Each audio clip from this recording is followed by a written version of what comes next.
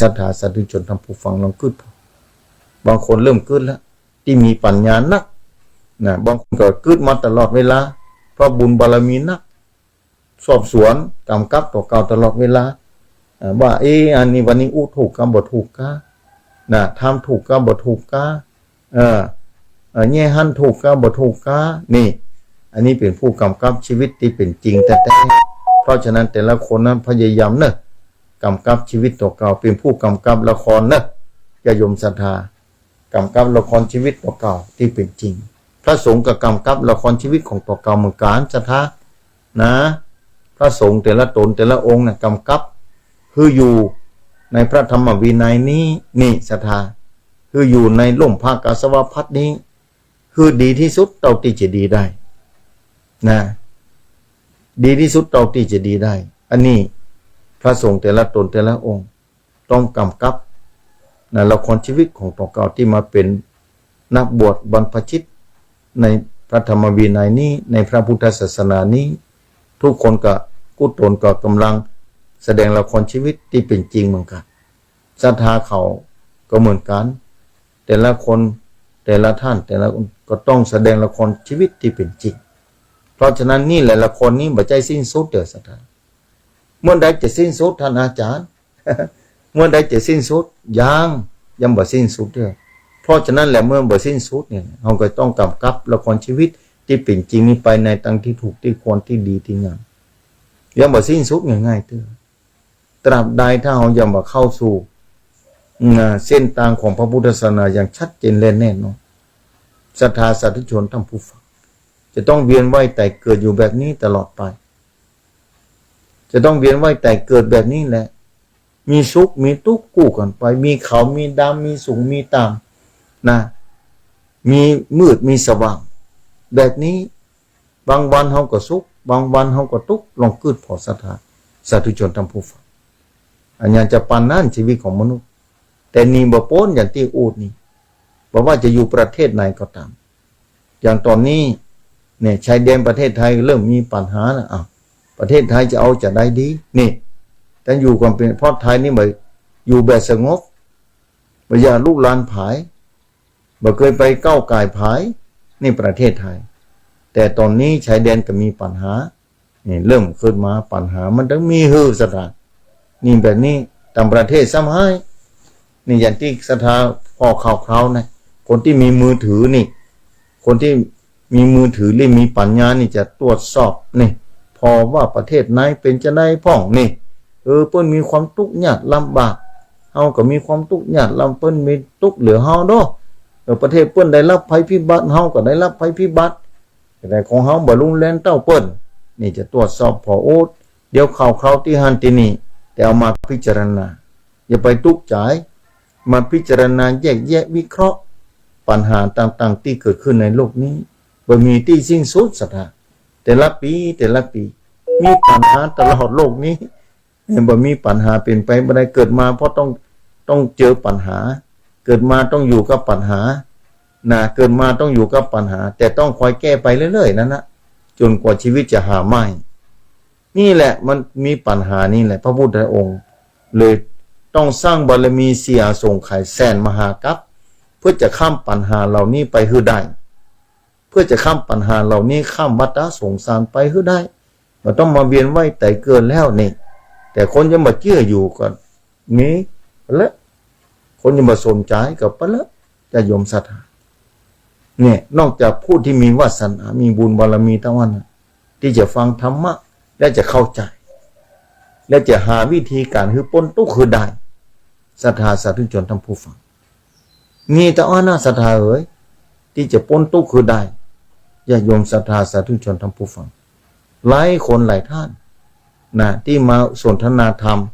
ว่าโอ้ท่านอาจารย์คือผมจะต้องตัดสินใจเปลี่ยนแปลงวิถี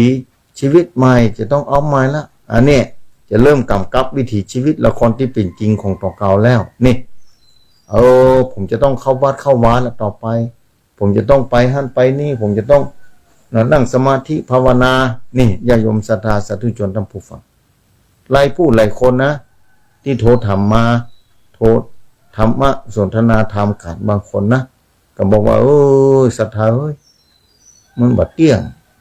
ที่เฮาเป็นทุกข์อยู่นี่บ่ต้องไปโทษไผเฮานี่แหละสร้างกรรมมาวันนั้นโยมถามมาเฮาปะคนนี่มาอยู่ใจชีวิตกับตัวเก่านี่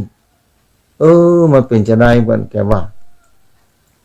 ก็เป็นกรรมนั่นแหละบอกมันเป็นกรรมมันยังท่านอาจารย์ต้องมาปะกันแบบนี้บอกว่ากรรมเก่าโยมสร้างมาโดยกันนั่นแหละภัยพ่องจนบ่ได้สร้างกรรมดีกรรมบ่ดีทุกคนก็สร้างมาที่มีครอบครัวโดยกันเป็นสามีภรรยากันเป็นพ่อเป็นแม่กันนี่ก็เพราะกรรมเก่าที่สร้างมาทั้งนั้นนะญาติโยมศรัทธาบางคนที่บ่มีครอบครัวเราท่านอาจารย์นี่ต้องทำสปะที่บ่มีครอบครัวเราท่านอาจารย์เป็นว่าบ่มีครอบครัวก็แล้วแต่เปิ้นบางคนอาจจะบ่มีกรรมร่วมกับคนนั้นคนนี้นี่แต่ร่วมกับเพื่อนกับฝูงกับพ่อกับแม่บ่มีลูกบ่มีหลานเพราะบ่มีครอบครัวแต่ว่ายังมีกรรมอยู่ดีนั่นแหละความทุกข์ใจก็มีอยู่ดีนั่นแหละเพื่อนฝูงก็ต้องมีต้องไปหันมานี่ต้องต้องจ่าต้องทำคนนั้นคนนั้นมาถามต้องต้องหาคนนั้นคนนี้นี่อันนี้กรรมก็เกิดขึ้นทั้งนั้นศรัทธาสาธุชนทั้งผู้ฟังก็ด้วยความเป็นห่วงศรัทธานั่นแหละวันนี้มาพบปะญาติโยมศรัทธามาปากันแถมมามาจาเรื่องชีวิตประจำวันบางคนก็โทรถามมาเรื่องนั้นมีเรื่องที่ดีกับมาศรัทธาว่าเคยสนทนาธรรมกันเรื่องไหนพ่องแบบนั้นก็เลยมาจากับญาติโยมศรัทธาสาธุชนทั้งผู้ฟังญาติโยมศรัทธาที่ได้รับฟังวันนี้ก็คงจะกำกับละครชีวิตที่เป็นจริงของตัวเขาละครเรื่องนี้ยังไม่จบเถอะบางคนก็ใกล้จะจบแล้วพออายุ80ไปก็มี70ไปก็มีแต่บางคนอายุบ่ถึง50ก็มี30ไปก็ต้องจบลงไปในจัดปัจจุบันนี้แล้วสิ้นสุดไปตอนหนึ่งละครนี้มีหลายตอนละครชีวิตของศรัทธาหลายตอนญาติโยมศรัทธาสาธุชนทั้งผู้ฟังละครชีวิตที่เป็นจริงมีหลายตอนเนอะศรัทธาหลายตอนบ่สิ้นสุดง่ายๆนะถ้าหมดไปตอนหนึ่งก็เหมือนกับว่าจัดหนึ่งหมดไปตอนต่อไปจะไปเกิดที่ไหนเกิดอยู่บนสวรรค์ชั้นฟ้าเป็นเทวดาก็ไปเป็นละครชีวิต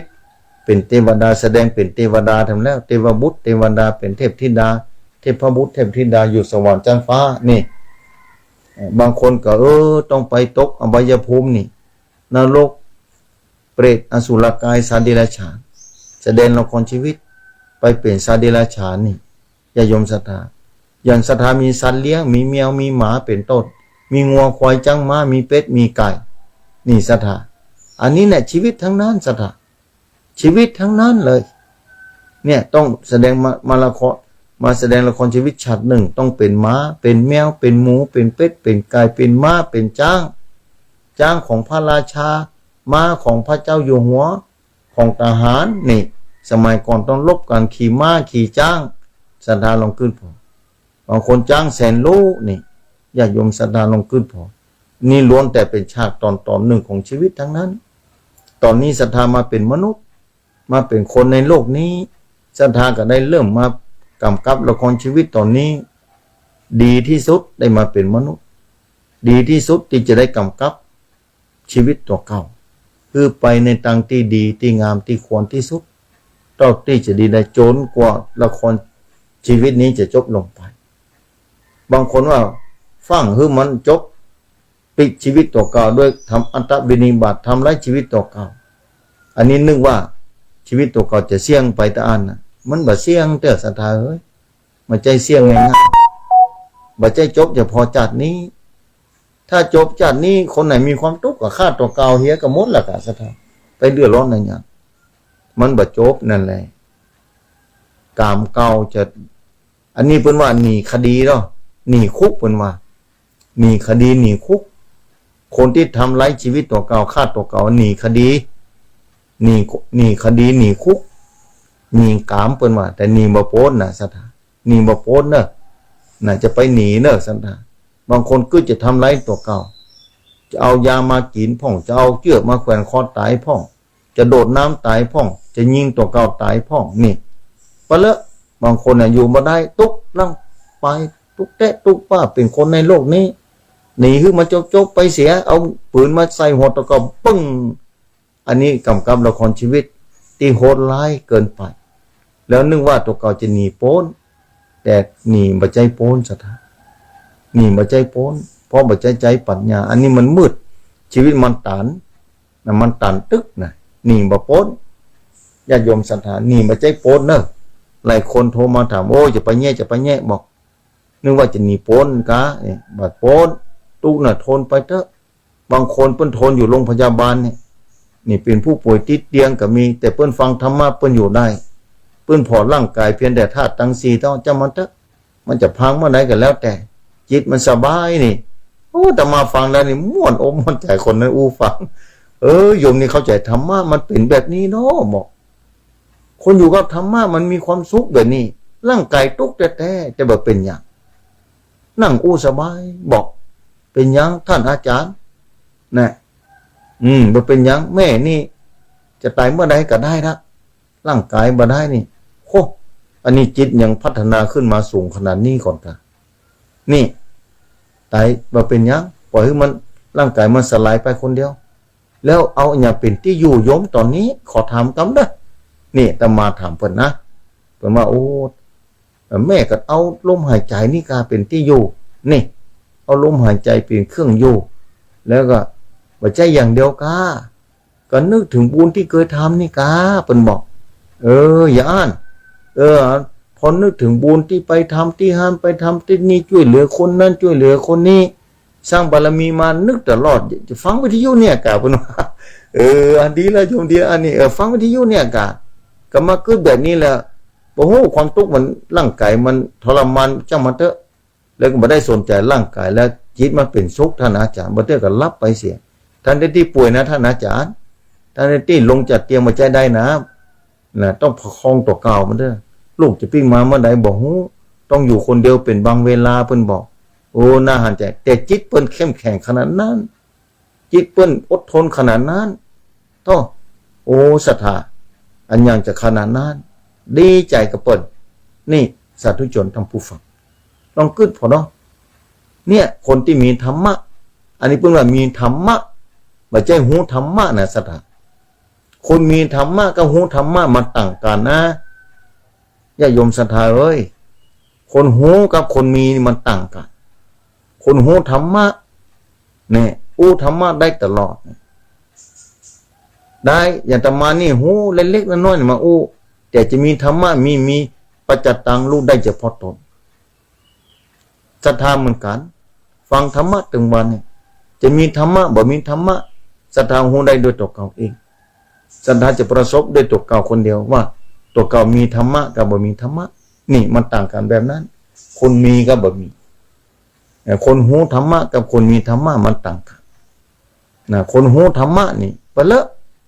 ในหนังสือเอามาอ่านมาพอก็ถึงหูละฟังพระสงฆ์องค์เจ้าเทศคนอื่นฟังก็หูละแต่มีธรรมะนี่ก็มีความจำเป็นเมื่อมีธรรมะแล้วสามารถนำมาใจได้ดอกศรัทธาอย่างคนหูว่าสตางค์เนี่ยเป็นหูจากเงินทองคำไผก็หูแต่มันบ่มีไงศรัทธาก็หิวข้าวเนี่ยอย่างไรข้าวสารบ่มีจะอย่างไรศรัทธาบ่มีข้าวสารบ่มีข้าวเปลือกที่น้ำบ่มีหูว่าน้ำเป็นจะได้ไปหารของเปิ้นมีแต่หน้าตกเก่าบ่มีบ่เป็นนี่เป็นต้นศรัทธาลองคิดนะเนี่ยคนที่ฟังธรรมะปะเลอะพร้อมว่าเดี๋ยวยูทูบป้องเทคโนโลยีเจริญวิทยุไปกระจายทั่วหมดแต่คนฟังปะเลอะเนี่ยแต่คนมีธรรมะนี่ค่ะคนที่มีธรรมะนี่มีประโยชน์มหาศาลเมื่อฟังแล้วเกิดมีธรรมะอย่างโยมที่บอกว่าอยู่เป็นผู้ป่วยติดเตียงอยู่แต่โยมแม่บัดใจตกใจท่านอาจารย์จะตายวันไหนก็ได้นี่ขณะเปิ้นตกเปิ้นอย่ามาฆ่าตัวเก่าตายเปิ้นว่าฆ่าตัวเก่าตายเป็นกรรมเป็นเวรมันบ่สิ้นสุดหนีคดีแล้วหนีกรรมเปิ้นว่าหนีกรรมหนีคดีศรัทธาเอ๋ยนี่คดี เพื่อจะทนจนร่างกายมันจะพังไปมันจะสิ้นสูญมันใดก็สูญแต่โอ้หัวใจเข้มแข็งขนาดนั้นอันนี้มีธรรมะฟังธรรมะแล้วเกิดมีธรรมะนี่คนปฏิบัติธรรมคนเข้าใจธรรมและมีธรรมะสามารถอยู่ได้สบายแม้ร่างกายจะมาเอื้อแม้ร่างกายจะมาอำนวยแต่อยู่กับธรรมะเพราะมีธรรมะเอาธรรมะเป็นที่เปิ้งเอาธรรมะเป็นที่จ้างลองกึดสักเนี่ยเปิ้นมีธรรมะมีธรรมะมันเป็นแบบนี้เนาะนี่วันนั้นมาฮู้จักมาอู้จากันโอ้โยมนี่สุดยอดมีธรรมะแต่เป็นผู้ป่วยแต่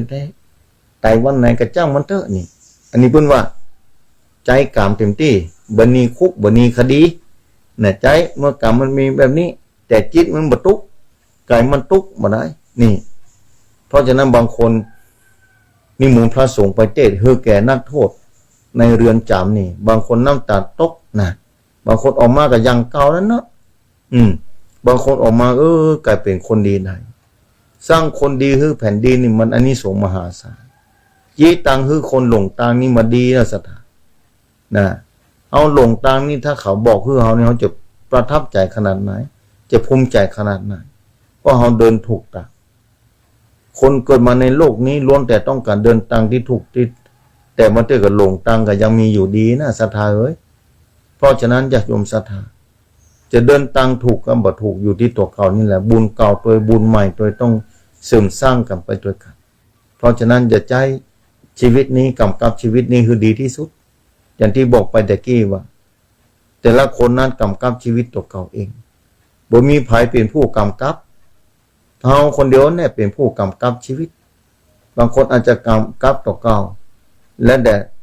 จากก่อนตัวกำกับมาแล้วส่งผลมาจากนี้เป็นพ่อกาแม่กา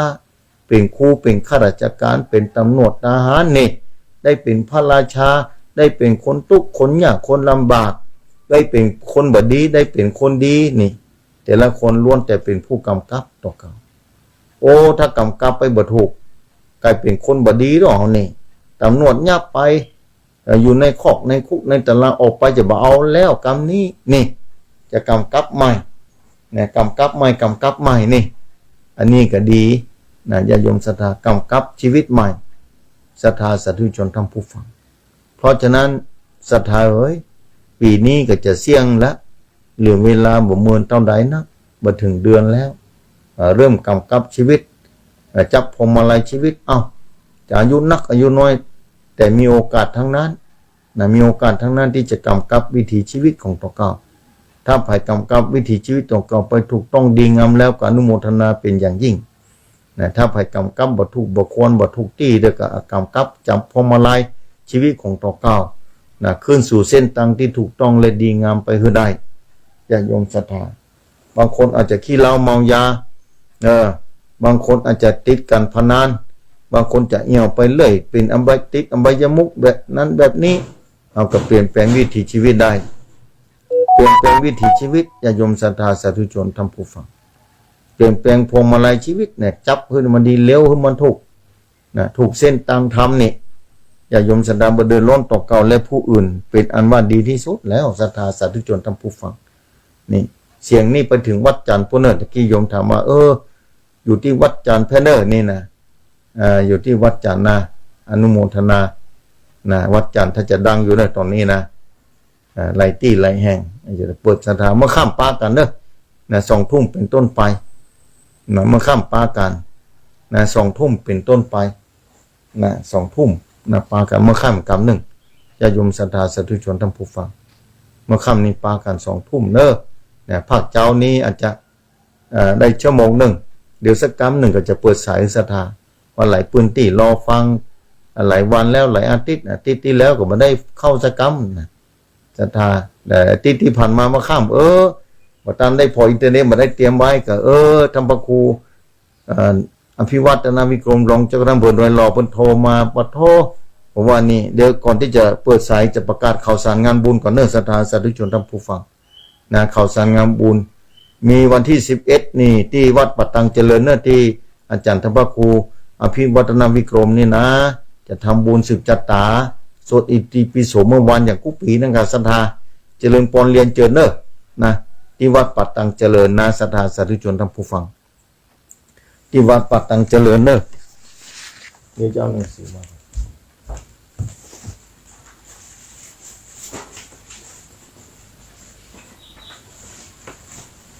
เสียงหายไปสัปดาห์เดียวก่อนเนอะเอาหนังสือมาพอเอาใบดีกานี่มีว่าจำมาได้พ่องมาได้พ่องนี่วันที่11นี่ที่วัดปัดตังเจริญเนอะศรัทธาสาธุชนท่านผู้ฟังนะทำบุญอายุสุจตานะสวดอิติปิโสเนอะญาติโยมศรัทธาสาธุชนท่านผู้ฟังที่วัดปัดตังเจริญวัดอาจารย์บรรยงธรรมพระอภิวัฒนวิกรมผู้อำนวยการสถานีวิทยุคลื่นสีขาวพระเจ้าประชารองเจ้าคณะอำเภอดอยหล่อวัดปัดตังเจริญเนอะอำเภอดอยหล่อจังหวัดเชียงใหม่แล้วก็มีแฮมรายการหนึ่งที่จำได้ที่ป้นสามเงาป้นนะเพื่อมานิมนต์ถึงที่นี่ทอดธรรมโมสังโฆนะครูบาป่านนิกรเพื่อจะทำบุญนะทำบุญนะวิหารหลวงนะวิหารหลวงวิฉลองวิหารโอลมสมโพธินะวิหารหลวงลายคำสมเด็จองค์ปฐมป้นตำบลย่านนารีอำเภอสามเงาจังหวัดตากเนี่ยอาตมาจะต้องไปวันที่21วันนะไปวันที่21นะจะเดินทางไปก่อนละนะญาติโยมศรัทธาจะต้องไปวันที่21นี่ไปถึงปุ่นเนี่ยแต่วันที่21จะไปที่ดงฤาษีก่อนเนอะนะวัดดงฤาษีก็จะมีงานนะญาติโยมศรัทธาวัดดงฤาษีถ้าจำบ่ผิดนะวัดดงฤาษีนี่ก็จะมีงานปล่อยหลวงมากันเนอะศรัทธาสาธุชนท่านผู้ฟังวัดดงฤาษีนี่ก็จะมีงานปล่อยหลวงไปนิมนต์เดี๋ยวก่อนงานปล่อยหลวงวันที่ตั้งแต่วันที่หลายวันตกแต่งดาวันที่15นี่ธันวานี่จะทำบุญทัศินานุปทานบุรพาจารย์ที่วัดดงฤาษีนะบูรณะหลายอย่างศรัทธาบูรณะเสร็จเรียบร้อยเนี่ยสร้างเสร็จเรียบร้อยตึงสร้างตึงบูรณะต้องใจเงินนักเหมือนกันเป็นล้านหลายล้านศรัทธาสาธุชนท่านผู้ฟังหลายล้านท่านอาจารย์เดี๋ยวก่อนใบนิมนต์มันประจำในวัดดงฤาษีคณะศรัทธาวัดดงฤาษีตำบลบ้านห้องอำเภอบ้านห้องจังหวัดลำพูนนะวันที่เสาร์ถึงเสาร์2นี่หัววัดจะเข้าศรัทธา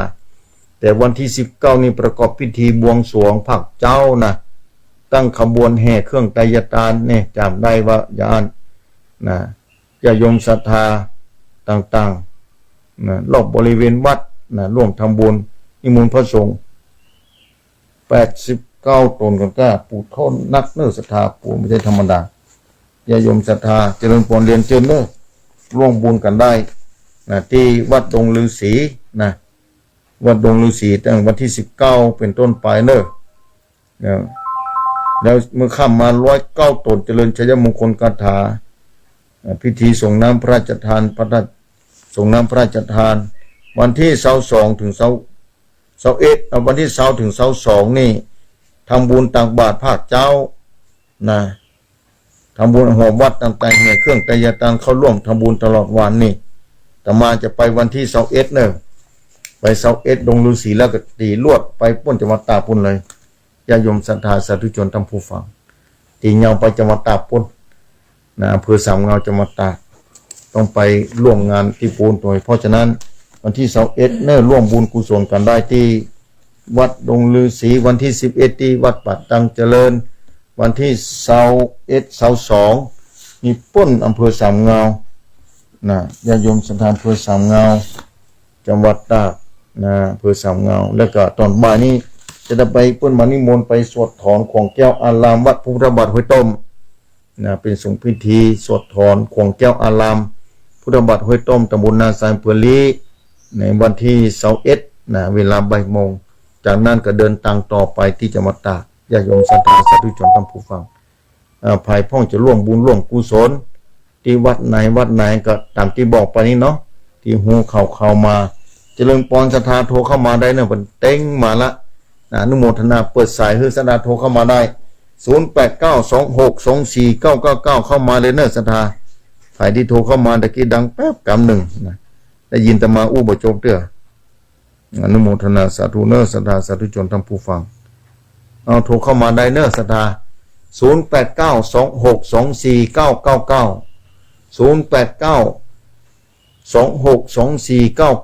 รเข้ามาสักคำเดี๋ยว7 โมงนี้ศรัทธาจะเข้ามาทำบุญละจะทำบุญใส่ขันเข้าตอกดอกไม้จุดเทียนธูปบูชาพระรัตนตรัยญาติโยมศรัทธาฉะนั้นแล้วตอนนี้เจริญพรเรียนเจริญศรัทธาโทรเข้ามาอู้จากันได้นะบางคนอาจจะได้ไปวัดไปวาบางคนอาจจะไม่ได้ไปวัดไปวาเพราะสุขภาพร่างกายเอื้อบางคนก็ฟังอยู่ที่บ้านนะเจริญพรเจริญพรเดี๋ยวเอาเจริญพรเอาใหม่โทรมาเจริญพรโอ้ใส่เข้ามาเต็มเลยเดี๋ยวจะปรับโทรศัพท์ก่อนเนอะโอ้เข้ามาเต็มเอาเข้ามาใหม่กำศรัทธา0892624999มันโยนกันเข้ามาเอาเจริญพรเจ้าแก่ไม่สั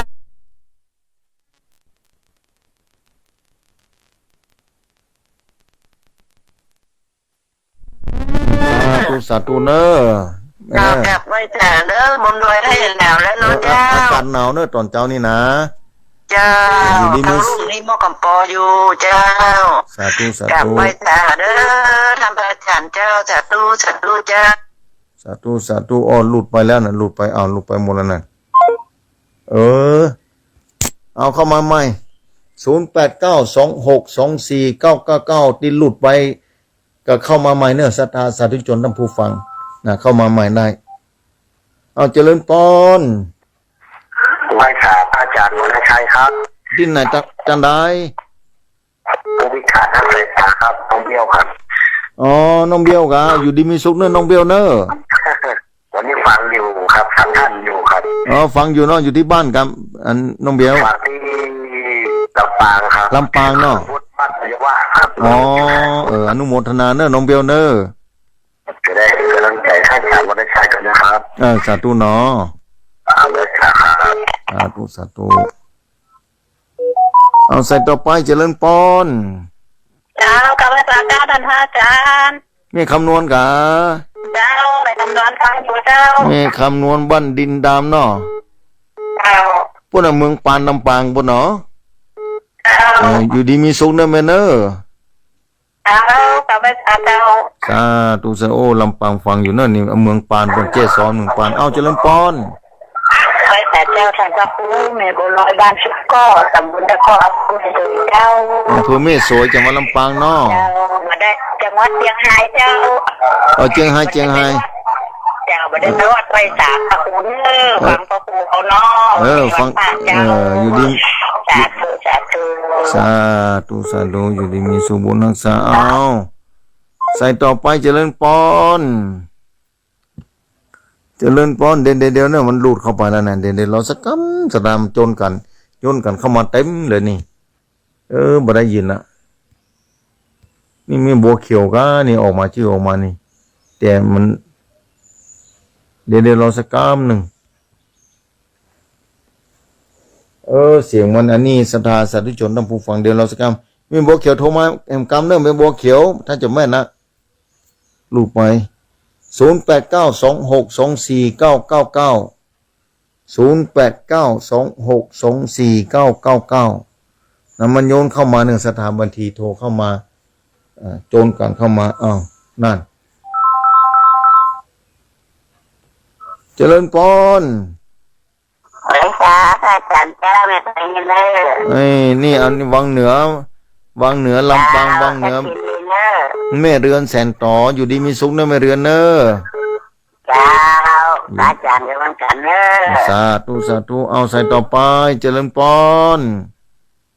ไปสาครับอาจารย์เนอะจากเมืองน่านนะครับเนอะจากเมืองน่านนะพ่ออยู่ที่ไหนตั้งได้ครับบ้านไหนยัง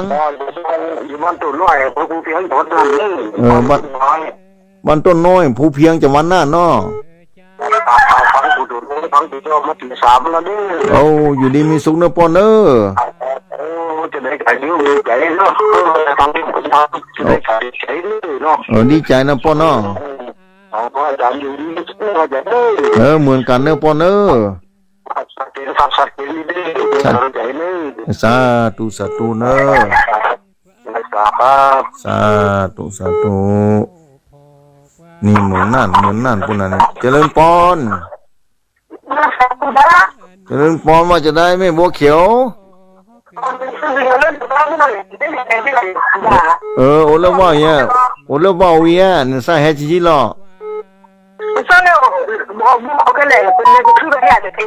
วันที่13มกรามกราเนอะ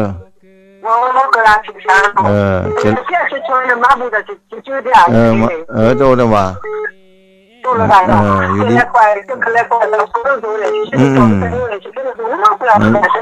อยู่ดีมีสุขเนอะบุญรักษาเนอะโอชูเคเจริญปอนอันนี้ไม่อุ้ยหมอนนางคำอ้ายกา80 กว่าปีแล้วอำเภอเวียงป่าเป้าเนอะนี่นะอยู่ดีมีสุขเนอะแม่อุ้ยเนอะบุญรักษาเนอะตุสาธุเอาเจริญปอนใส่ต่อไปเข้ามาเจริญนี่ไม่หลงกะไม่หลงอำเภอลีกะอำเภอลีจังหวัดลำพูนไม่หลงหนาวนะตอนนี้หนาวนี่อ๋อกะอยู่ดีมีสุขเนอะแม่เนอะไหนก็ที่แล้วมาได้เข้าแม่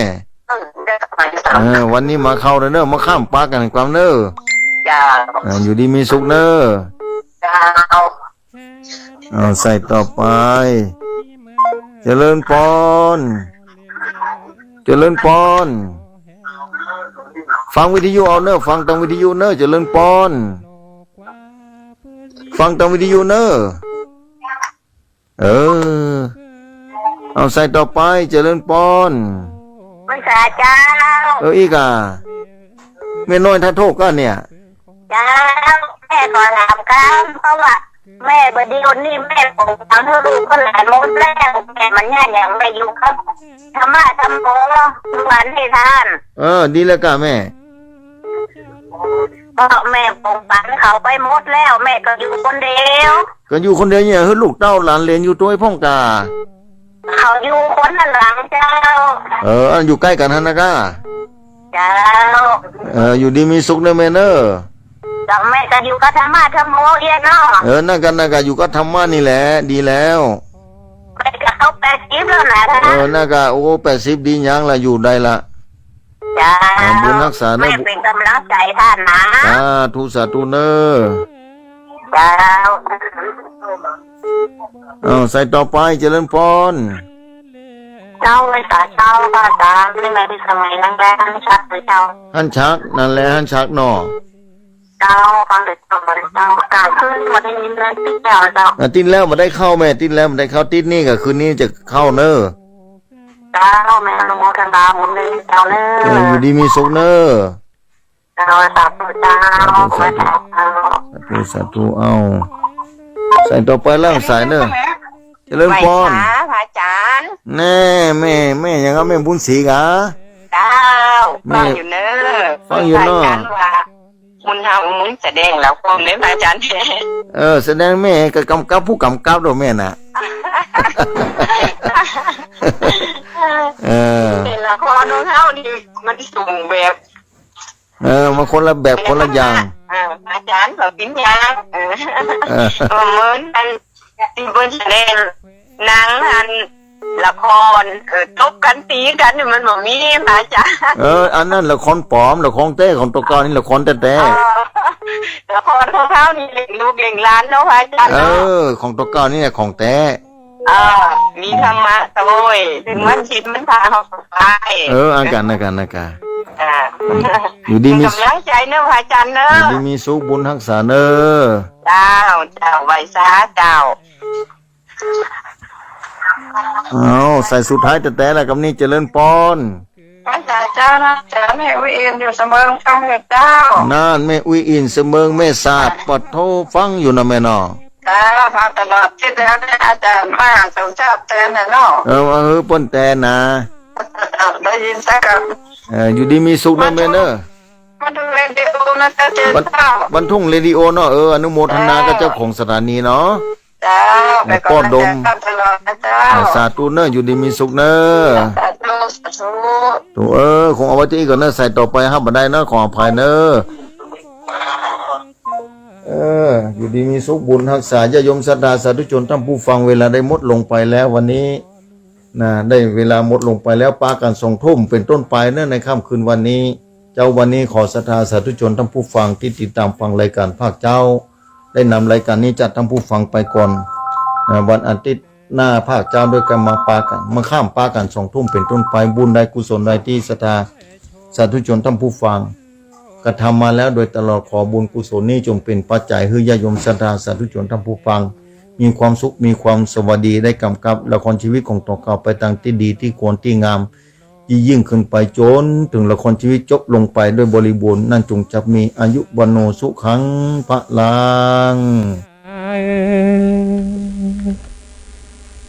Séduit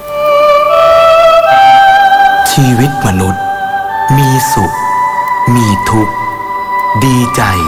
เสียใจผ่านอุปสรรคและปัญหามากมายในแต่ละวันสงบนิ่งแล้วย้อนมองตัวเองวันนี้วันพระน้อมนำธรรมะสู่ชีวิตเตือนสติคนไทยทั้งชาติ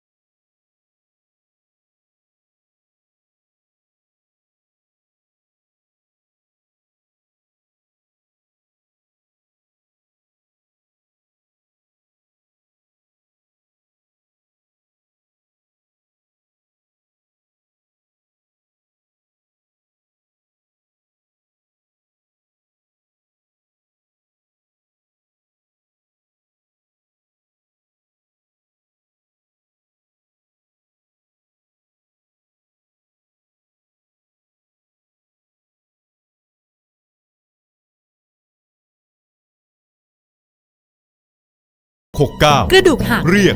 1669 บาดเจ็บกระดูกสันหลัง เรียก1669 ไฟฟ้าช็อต เรียก1669 ไฟไหม้น้ำร้อนลวกอย่างรุนแรง เรียก1669 จมน้ำ เรียก1669 ถูกยิง เรียก1669 ถูกแทง เรียก1669 อุบัติเหตุจราจร เรียก1669 ช็อกหมดสติ เรียก1669 ปวดท้องกล้าฉุกเฉิน มีน้ำเดินตกเลือด เรียก1669 เจ็บป่วยฉุกเฉินและบาดเจ็บจากอุบัติเหตุเรียก1669รวดเร็วปลอดภัยมีประสิทธิภาพบริการ 24 ชั่วโมงจนเครียดกินเหล้าจนเครียด กินเหล้า จนเครียด กินเหล้า จนเครียด กินเหล้าจนเครียดกินเหล้า จน เครียดกินเหล้าก็เลยยิ่ง จน ยิ่ง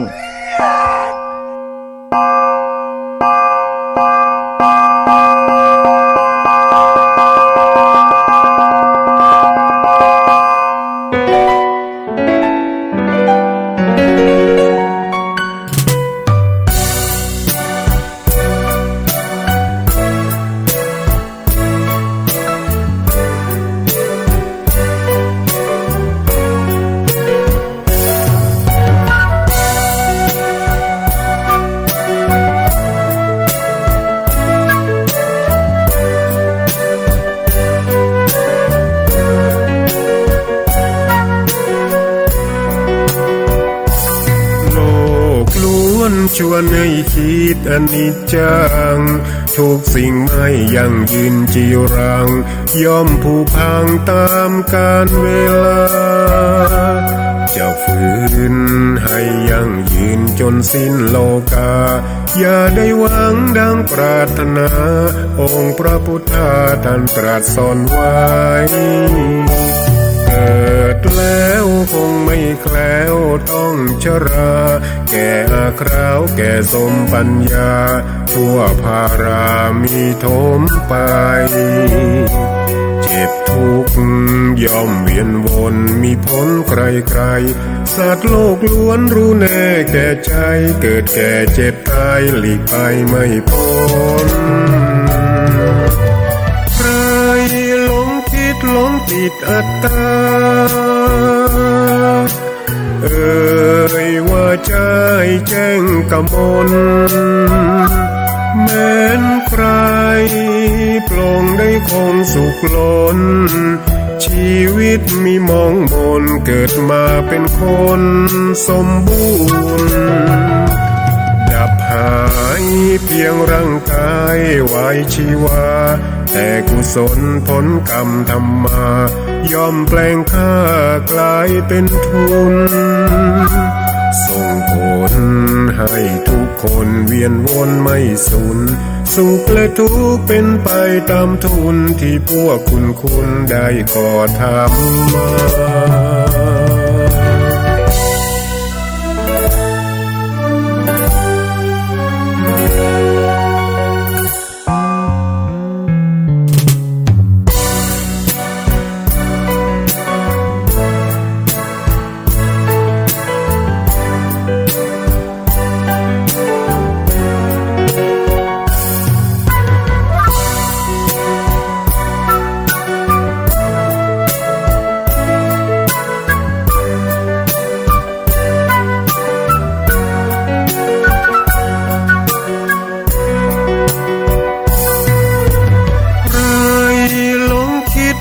ติดอัตตาว่าใจแจ้งกมลแม้นใครปลงได้คงสุขล้นชีวิตมีมองมนเกิดมาเป็นคนสมบูรณ์ดับหายเพียงร่างกายไว้ชีวาแต่กุศลผลกรรมธรรมาย่อมแปลงค่ากลายเป็นทุนส่งผลให้ทุกคนเวียนวนไม่สูญสุขและทุกข์เป็นไปตามทุนที่พวกคุณได้ก่อทำมา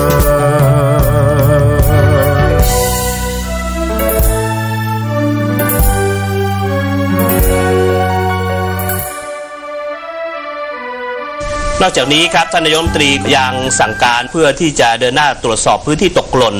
เราเยียวยา 9,000 ก็ปรากฏว่าที่ประชุมครม.ก็อนุมัติหลักการนะครับว่าบ้านทุกหลัง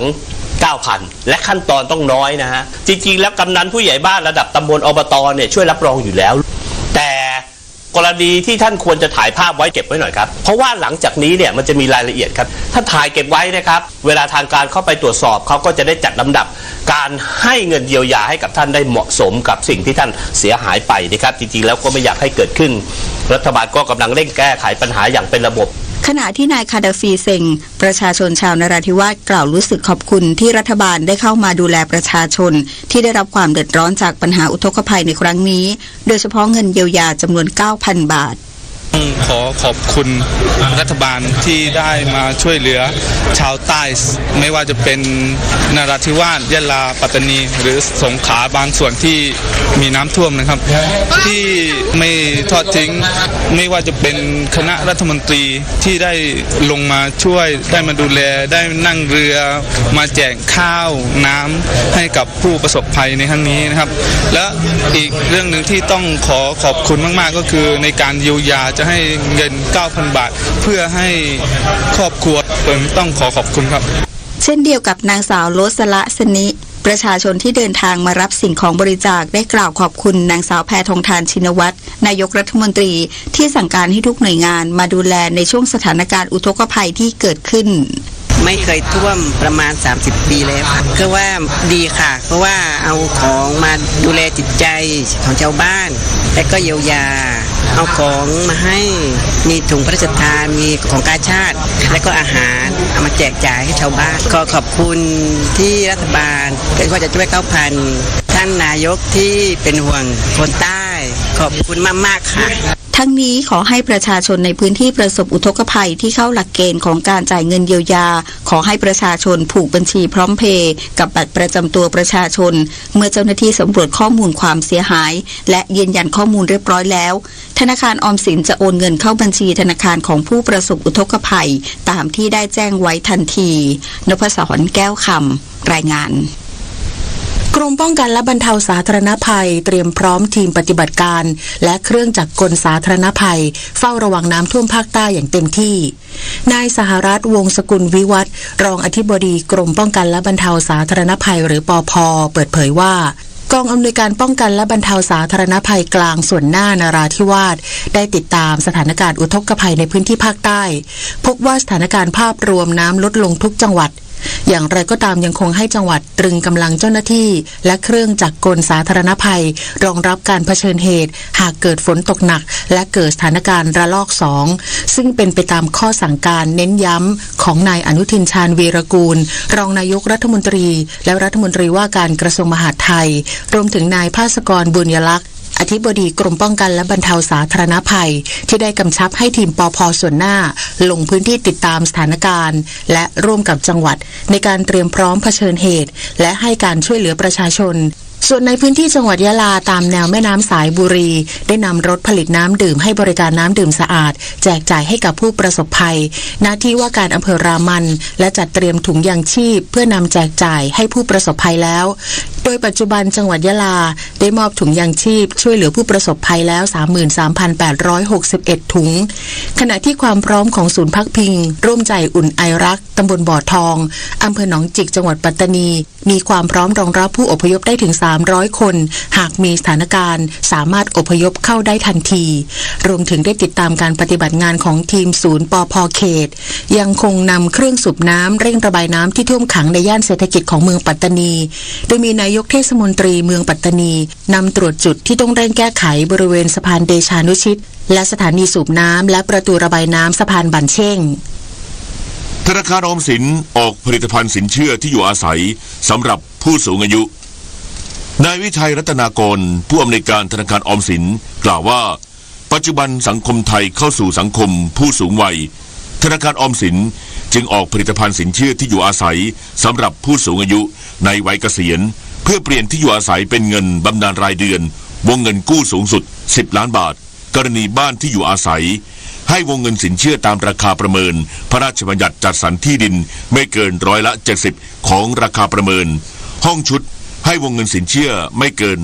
60%ของราคาประเมินระยะเวลากู้สูงสุด25 ปี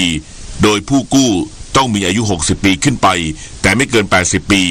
ผู้สนใจสามารถติดต่อธนาคารออมสินสาขาในจังหวัดที่หลักประกันตั้งอยู่สอบถามรายละเอียดเพิ่มเติมที่ www.gsb.or.th หรือโทร 022998000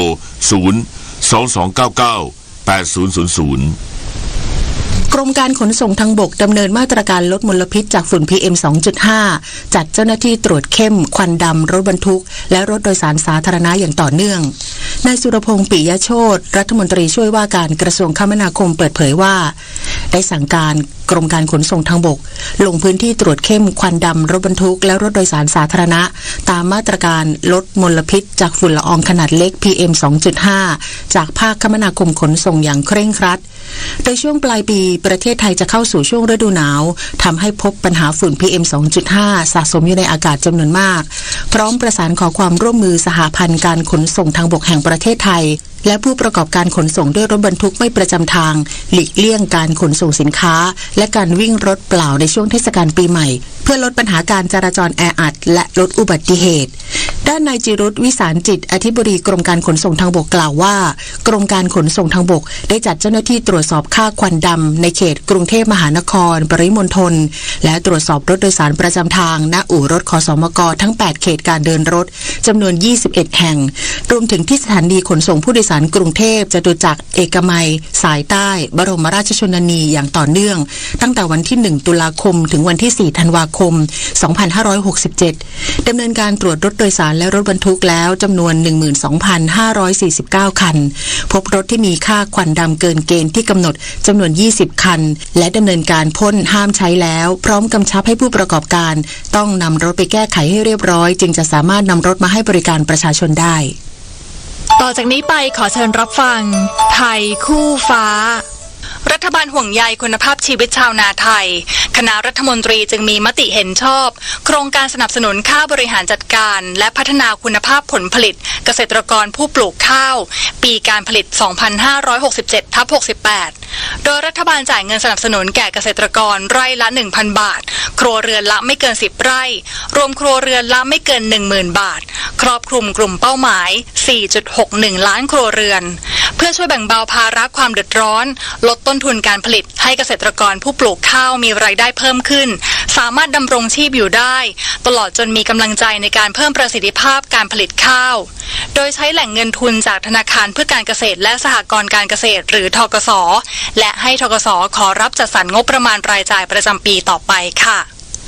สื่อสารภารกิจรัฐบาลกับสำนักโฆษกสำนักเลขาธิการนายกรัฐมนตรีชีวิตมนุษย์มีสุขมีทุกข์ดีใจเสียใจผ่านอุปสรรคและปัญหามากมายในแต่ละวันสงบนิ่งแล้วย้อนมองตัวเองวันนี้วันพระน้อมนำธรรมะสู่ชีวิตเตือนสติคนไทยทั้งชาติสถานีวิทยุกระจายเสียงแห่งประเทศไทย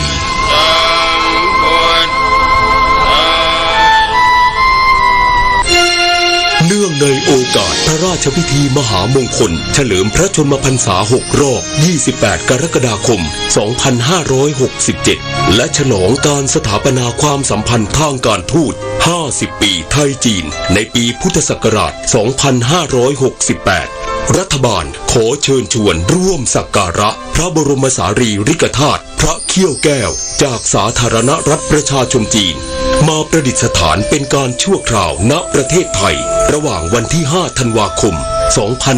2567 ถึง 14 กุมภาพันธ์ 2568 ณ บริเวณมณฑลพิธีท้องสนามหลวงกรุงเทพมหานคร 7:16 นาทีต่อไปเสนอข่าวต่างประเทศสำนักข่าวรอยเตอร์รายงานว่าประธานาธิบดีเอมานูเอลมาครงผู้นำฝรั่งเศสจัดการประชุมไตรภาคีระหว่างนายโดนัลด์ทรัมป์ว่าที่ประธานาธิบดีสหรัฐและ ประธานาธิบดีวโลดิเมียร์เซเลนสกี้ผู้นำยูเครนในกรุงปารีสเมืองหลวงของฝรั่งเศสเมื่อวานนี้ตามเวลาท้องถิ่นก่อนพิธีเปิดมหาวิหารนอร์เทอร์ดามที่ได้รับการบูรณะเสร็จสิ้นแล้วหลังจากได้รับความเสียหายอย่างหนักจากเหตุเพลิงไหม้เมื่อวันที่19 เมษายนปี 2562 ขณะที่ประธานาธิบดีเซเลนสกี้กล่าวว่าการพบกันในครั้งนี้เป็นไปได้ด้วยดีโดยผู้นำทั้ง3ประเทศจะยังคงทำงานร่วมกันต่อไปและนายทรัมป์ยังคงแน่วแน่ในการยุติสงครามระหว่างรัสเซียกับยูเครนโดยเร็วที่สุดและด้วยความชอบธรรมทั้งนี้ความเคลื่อนไหวดังกล่าวถือเป็นการเดินทางเยือนต่างประเทศเป็นครั้งแรกของนายโดนัลด์ทรัมป์หลังได้รับชัยชนะในการเลือกตั้งประธานาธิบดีสหรัฐเมื่อวันที่5 พฤศจิกายนที่ผ่านมานายโดนัลด์ทรัมป์ว่าที่ประธานาธิบดีสหรัฐเปิดเผยผ่าน Truth Social แพลตฟอร์มโซเชียลมีเดียที่นายทรัมป์เป็นเจ้าของเมื่อวานนี้ตามเวลาท้องถิ่นที่ระบุว่าสหรัฐไม่ควรเข้าไปมีส่วนเกี่ยวข้องใดๆในสถานการณ์ความขัดแย้งในซีเรียระหว่างกองกำลังรัฐบาลและกลุ่มกบฏที่ทวีความรุนแรงขึ้นเนื่องจากซีเรียไม่ได้เป็นพันธมิตรกับสหรัฐนอกจากนี้นายทรัมป์ยังวิพากษ์วิจารณ์เกี่ยวกับความสัมพันธ์ของรัสเซียกับประธานาธิบดีบาชาร์อัลอาซาดผู้นำซีเรียในการเคลื่อนกองกำลังผ่านซีเรียเพื่อทำสงครามกับยูเครนทั้งนี้ความเคลื่อนไหวดังกล่าวสะท้อนให้เห็นถึงการคัดค้านการประจำการทหารสหรัฐในซีเรียขณะที่ปรึกษาด้านกลาโหมของสหรัฐเตือนว่าการถอนทหารสหรัฐอาจทำให้อิหร่านและรัสเซียร่วมมือกันมากขึ้นสำนักข่าวยอนฮับของเกาหลีใต้รายงานโดยอ้างแถลงการของนายยุนจองคุนโฆษกพรรคประชาธิปไตยหรือ DP ซึ่งเป็นพรรคแกนนำฝ่ายค้านของเกาหลีใต้ที่ระบุว่าพรรค DP ตัดสินใจเปิดสมัยประชุมวิสามัญออกเป็นรายสัปดาห์เพื่อผลักดันมติถอดถอนประธานาธิบดียุนซอกยอนผู้นำเกาหลีใต้จากกรณีที่ประกาศกฎอัยการศึกที่ขัดต่อรัฐธรรมนูญเมื่อวันที่3 ธันวาคมที่ผ่านมาและพรรค DP จะเสนอมติถอดถอนอีกครั้งในวันพุธหน้าความเคลื่อนไหวดังกล่าวเกิดขึ้นหลังสมาชิกสภานิติบัญญัติเกาหลีใต้ลงมติถอดถอนผู้นำเกาหลีใต้จากประเด็นดังกล่าวซึ่งสมาชิกพรรคฝ่ายค้านลงคะแนนเสียงอย่างน้อย192เสียงแต่ไม่ถึงเกณฑ์ที่กำหนดไว้2 ใน 3ของจำนวนสมาชิกสภานิติบัญญัติหรือ200เสียงเนื่องจากสมาชิกพรรคพลังประชาชนเกาหลีใต้ซึ่งเป็นพรรครัฐบาลตัดสินใจคว่ำบาตรการถอดถอนผู้นำเกาหลีใต้ National Grid บริษัทสาธารณูปโภคพลังงานและก๊าซข้ามชาติของอังกฤษรายงานว่าหลายพื้นที่ในเวลส์และตะวันตกเฉียงใต้ของอังกฤษกำลังเผชิญฝนตกหนักและลมกระโชกแรงจากอิทธิพลของพายุดาราซึ่งพัดถล่มพื้นที่ดังกล่าวเมื่อวันเสาร์ที่ผ่านมาตามเวลาท้องถิ่นจงส่งผลให้บ้านเรือนประชาชนกว่า 60,000 หลังยังคงไม่มีไฟฟ้าใช้ต่อไปติดตามรับฟังข่าวกีฬาค่ะเริ่มกันที่ฟุตบอลไทยลีกนครปฐมยูไนเต็ดเปิดบ้านเฉือนเชียงรายยูไนเต็ด2-1ต่อกันที่ฟุตบอลพรีเมียร์ลีกอังกฤษแมนเชสเตอร์ซิตี้แชมป์เก่าทำได้แค่ตามตีเสมอคริสตัลพาเลซ2-2ผลคู่อื่นนอตติงแฮมฟอเรสต์บุกชนะแมนเชสเตอร์ยูไนเต็ด3-2แอสตันวิลล่าชนะเซาท์แฮมป์ตัน1-0และเบรนท์ฟอร์ดชนะนิวคาสเซิลยูไนเต็ด4-2ต่อกันที่ฟุตบอลลาลิก้าสเปนบาร์เซโลนาทีมจ่าฝูงโดนบายาโดลิดไล่ตีเสมอ2-2ผลคู่อื่นลาสพันมัสชนะบายาโดลิด2-1วาเลนเซียแพ้ลาโยเบียกาโน0-1และเจโรนาแพ้เรอัลมาดริด0-1ต่อกันที่การแข่งขันยกน้ำหนักชิงชนะเลิศแห่งโลกประจำปี2567ที่กรุงมานามาประเทศบาเรนประเดิมชิงชัยในวันแรกทีมไทยส่งณัฐวัฒน์ชมชื่นในรุ่น55กิโลกรัมชายเริ่มจากท่าสแนทณัฐวัฒน์ยกได้120กิโลกรัมคว้าเหรียญทองแดงส่วนเหรียญเงินเป็นของเตียโกดาซินวาจากบราซิลน้ำหนัก221กิโลกรัมส่วนท่าแข่งเจิกจอมพลังหนุ่มไทยยกได้153กิโลกรัมรับเหรียญเงินส่วนเหรียญทองเป็นของอันปันชุนจากเกาหลีเหนือชนะไป154กิโลกรัมส่วนน้ำหนักรวมณัฐวัฒน์ทำได้273กิโลกรัมพังงาดคว้าเหรียญทองเหรียญเงินเป็นของเตียโกดาซินวาจากบราซิล169กิโลกรัมปิดท้ายที่การแข่งขันจักรยานทางเรียบและจักรยานประเภทถนนไทยแลนด์โอเพ่นชิงแชมป์ประเทศไทยสนามที่1ที่อำเภอศรีสัชนาลัยจังหวัดสุโขทัยนายสมรักน้อยวงศ์รองผู้ว่าราชการจังหวัดสุโขทัยเป็นประธานเปิดการแข่งขันจักรยานทางเรียบพร้อมด้วยพลเอกเดชาเหมกศรีนายกสมาคมกีฬาจักรยานแห่งประเทศไทยโดยผลรุ่นประชาชนหญิงเพชรดาลินมั่นคงนักปั่นจากทีมฟิชเชอร์แมนเฟงกองบิน46พิษณุโลกคว้าแชมป์ด้วยเวลา1ชั่วโมง30นาทีและ38วินาทีส่วนผลรุ่นประชาชนชายระยะทาง148กิโลเมตรแชมป์เป็นของภูวดลคมโพธิ์ทีมราชนาวีเวลา1ชั่วโมง15นาที10วินาที ทางด้านนายสมรักน้อยวงศ์รองผู้ว่าราชการจังหวัดสุโขทัยกล่าวว่าศึกจักรยานไทยแลนด์โอเพ่นสนามที่ 1มีนักปั่นหลั่งไหลเข้ามาในพื้นที่อำเภอศรีสัชนาลัยมากกว่า 1,000 คนทำให้มีเงินสะพัดหลายล้านบาทอีกทั้งยังส่งเสริมการท่องเที่ยวจังหวัดสุโขทัยให้มีความคึกคักอีกด้วยพงษ์เกษมสมศุกร์รายงานต่อไปรับฟังพยากรณ์อากาศค่ะกรมอุตุนิยมวิทยาพยากรณ์อากาศ24ชั่วโมงข้างหน้าบริเวณความกดอากาศสูงหรือมวลอากาศเย็นกำลังปานกลางระลอกใหม่จากประเทศจีนได้แผ่ลงมาปกคลุมภาคตะวันออกเฉียงเหนือของประเทศไทยและทะเลจีนใต้แล้วคาดว่าจะแผ่ลงมาปกคลุมภาคเหนือภาคกลางรวมทั้งกรุงเทพมหานครและปริมณฑลและภาคตะวันออกในวันนี้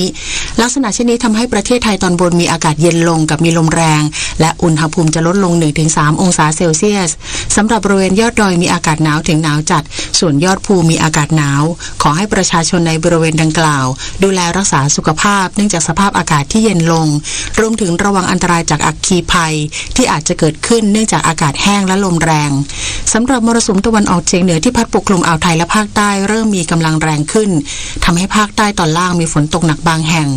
ขอให้ประชาชนในบริเวณดังกล่าวระวังอันตรายจากฝนตกหนักไว้ด้วยส่วนคลื่นลมบริเวณอ่าวไทยมีกำลังปานกลางถึงค่อนข้างแรงโดยอ่าวไทยตอนล่างมีคลื่นสูงประมาณ2เมตรอ่าวไทยตอนบนมีคลื่นสูง 1-2 เมตรส่วนทะเลอันดามันมีคลื่นสูงประมาณ1เมตรห่างฝั่งคลื่นสูง 1-2 เมตรบริเวณที่มีฝนฟ้าคะนองคลื่นสูงมากกว่า2เมตรขอให้ชาวเรือในบริเวณดังกล่าวเดินเรือด้วยความระมัดระวังและหลีกเลี่ยงการเดินเรือในบริเวณที่มีฝนฟ้าคะนองไว้ด้วยสำหรับพยากรณ์อากาศตั้งแต่เช้าวันนี้จนถึงเช้าวันพรุ่งนี้ภาคเหนืออากาศเย็นในตอนเช้าและอุณหภูมิจะลดลง 1-3 องศาเซลเซียสโดยมีฝนเล็กน้อยบางแห่งทางตอนบนของภาคอุณหภูมิต่ำสุด 17-21 องศาเซลเซียสบริเวณยอดดอยอากาศหนาวถึงหนาวจัดอุณหภูมิต่ำสุด 7-14 องศาเซลเซียสภาคตะวันออกเฉียงเหนืออากาศเย็นในตอนเช้ากับมีลมแรงและอุณหภูมิจะลดลง 1-3 องศาเซลเซียสอุณหภูมิต่ำสุด 17-21 องศาเซลเซียสบริเวณยอดภูอากาศหนาวอุณหภูมิต่ำสุด 9-15 องศาเซลเซียสภาคกลางอากาศเย็นในตอนเช้ากับมีลมแรงและอุณหภูมิจะลดลง 1-3 องศาเซลเซียสโดยมีฝนเล็กน้อยบางแห่งทางตอนล่างของภาคอุณหภูมิต่ำสุด 20-22 องศาเซลเซียสภาคตะวันออกมีฝนเล็กน้อยบางแห่งตามแนวชายฝั่งทะเลอุณหภูมิต่ำสุด 21-22 องศาเซลเซียสลมตะวันออกเฉียงเหนือความเร็ว 15-35 กิโลเมตรต่อชั่วโมงทะเลมีคลื่นสูงประมาณ1เมตรห่างฝั่งคลื่นสูง 1-2 เมตรภาคใต้ฝั่งตะวันออกมีฝนฟ้าคะนอง60%ของพื้นที่และมีฝนตกหนักบางแห่งบริเวณจังหวัดสุราษฎร์ธานีนครศรีธรรมราชสงขลาปัตตานียะลาและนราธิวาสอุณหภูมิต่ำสุด 22-26 องศาเซลเซียสตั้งแต่จังหวัดนครศรีธรรมราชขึ้นมาลมตะวันออกเฉียงเหนือความเร็ว 15-35 กิโลเมตรต่อชั่วโมงทะเลมีคลื่นสูง 1-2 เมตรบริเวณที่มีฝนฟ้าคะนองคลื่นสูงมากกว่า2เมตรตั้งแต่จังหวัดสงขลาลงไปลมตะวันออกเฉียงเหนือความเร็ว 20-35 กิโลเมตรต่อชั่วโมงทะเลมีคลื่นสูงประมาณ2เมตรบริเวณที่มีฝนฟ้าคะนองคลื่นสูงมากกว่า2เมตรภาคใต้ฝั่งตะวันตกมีฝนฟ้าคะนอง30%ของพื้นที่ส่วนมากบริเวณจังหวัดพังงากระบี่ตรังและสตูลอุณหภูมิต่ำสุด 24-26 องศาเซลเซียสลมตะวันออกความเร็ว 15-35 กิโลเมตรต่อชั่วโมงทะเลมีคลื่นสูงประมาณ1เมตรห่างฝั่งคลื่นสูง 1-2 เมตรบริเวณที่มีฝนฟ้าคะนองคลื่นสูงมากกว่า2เมตรกรุงเทพมหานครและปริมณฑลอากาศเย็นในตอนเช้ากับมีลมแรงและอุณหภูมิจะลดลง 1-3 องศาเซลเซียสอุณหภูมิต่ำสุด 22-24 องศาเซลเซียสสภาวะระดับน้ำในแม่น้ำเจ้าพระยาที่หน้ากองบัญชาการกองทัพเรือคำนวณโดยกรมอุทกศาสตร์กองทัพเรือวันนี้น้ำขึ้นเต็มที่เวลา 13:26 นาทีสูงกว่าระดับทะเลปานกลาง1เมตร16เซนติเมตรและเวลา 21:01 นาทีสูงกว่าระดับทะเลปานกลาง66เซนติเมตรน้ำลงเต็มที่เวลา 5:23 นาทีต่ำกว่าระดับทะเลปานกลาง76เซนติเมตรและเวลา 18:25 นาทีสูงกว่าระดับทะเลปานกลาง61เซนติเมตรวันนี้ที่ประภาคารกาญจนาภิเษกแหลมพรหมเทพจังหวัดภูเก็ตดวงอาทิตย์ตกเวลา 18:09 นาทีกรุงเทพมหานครดวงอาทิตย์ตกเวลา 17:50 นาที1 นาทีกับกปท หากขับขี่รถทางไกลช่วงสงกรานต์นี้ควรมีคนขับรถสับเปลี่ยนทุก 2-4 ชั่วโมงแต่หากเป็นคนขับคนเดียวควรจอดพักรถบริเวณที่ปลอดภัยแล้วพักหลับสั้นๆประมาณ 10-20 นาทีเมื่อเริ่มมีอาการอ่อนล้าควรดับเครื่องยนต์ลดกระจกลงเพื่อระบายอากาศและรับลมจากภายนอกเพื่อช่วยคลายอาการอ่อนล้าหรือง่วงนอนแต่ไม่ควรพักหลับนานเกินครึ่งชั่วโมงนอกจากนี้ควรปรับท่านั่งให้เหมาะสมเพื่อช่วยให้ร่างกายตื่นตัวกระฉับกระเฉงมากขึ้นโดยพนักพิงไม่ตั้งฉากหรือเอนมากเกินไปไม่นั่งขับในลักษณะกึ่งนอนขับไม่นั่งขับติดกันเป็นเวลานานเพราะจะทำให้เมื่อยล้าส่งผลให้เส้นเลือดดำบริเวณน่องอุดตันซึ่งมีโอกาสส่งผลให้อ่อนเพลียง่วงนอนและหลับในได้ค่ะด้วยความปรารถนาดีจากกรมประชาสัมพันธ์และกองทุนเพื่อความปลอดภัยในการใช้รถใช้ถนนกรมการขนส่งทางบกกระทรวงคมนาคมรู้รักภาษาไทยโดยความร่วมมือของสำนักงานราชบัณฑิตยสภาและกรมประชาสัมพันธ์วันนี้เสนอคำว่าดีกา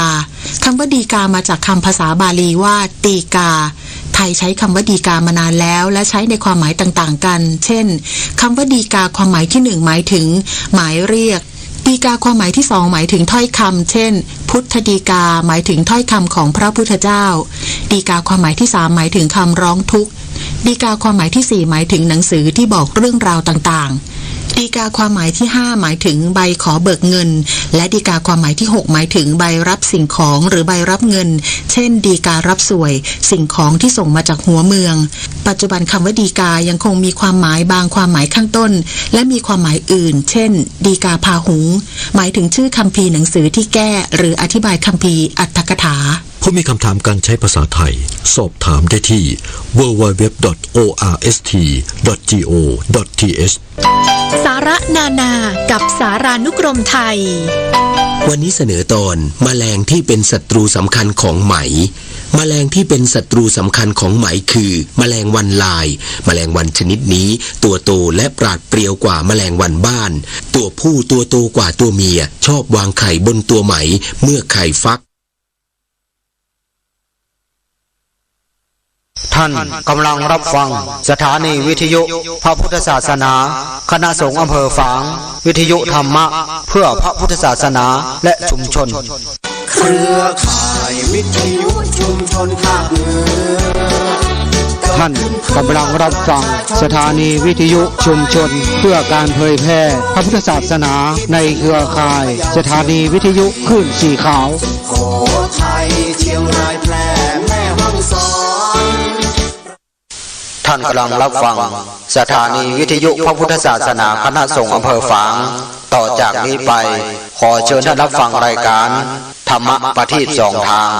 ดำเนินรายการโดยหลวงพ่อพระครูสุจิตานุรักษ์หลวงพ่อเจ้าคณะอำเภอฝาง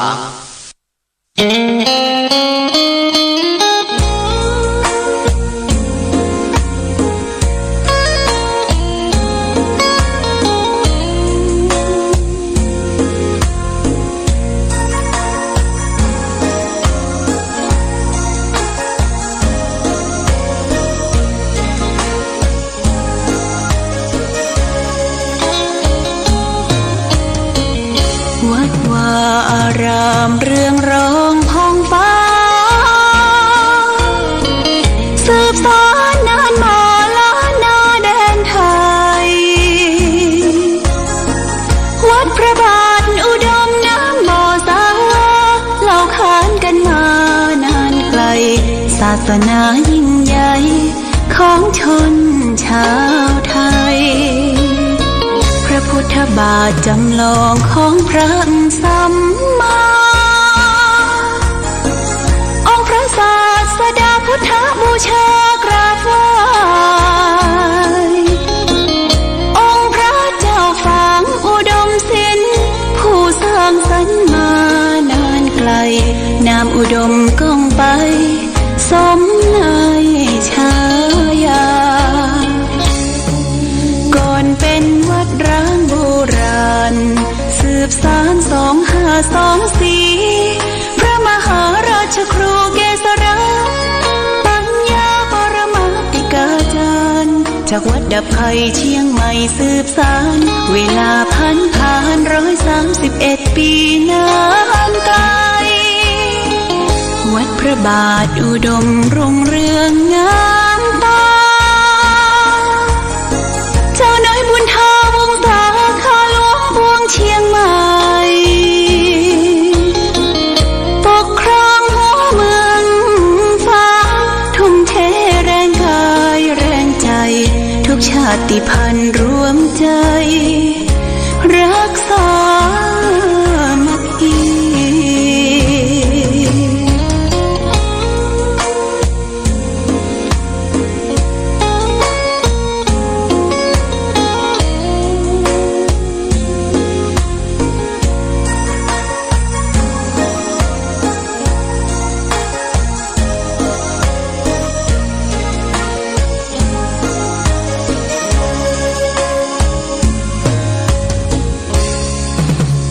เป็นวัดร้างโบราณสืบสาน2524พระมหาราชครูเกษราปัญญาปรมาติกาจารย์จากวัดดับภัยเชียงใหม่สืบสานเวลาผ่าน131 ปีนานไกลวัดพระบาทอุดมรุ่งเรืองงามตาเจ้าน้อยบุญธาวงศาข้าหลวงปวงเชียงใหม่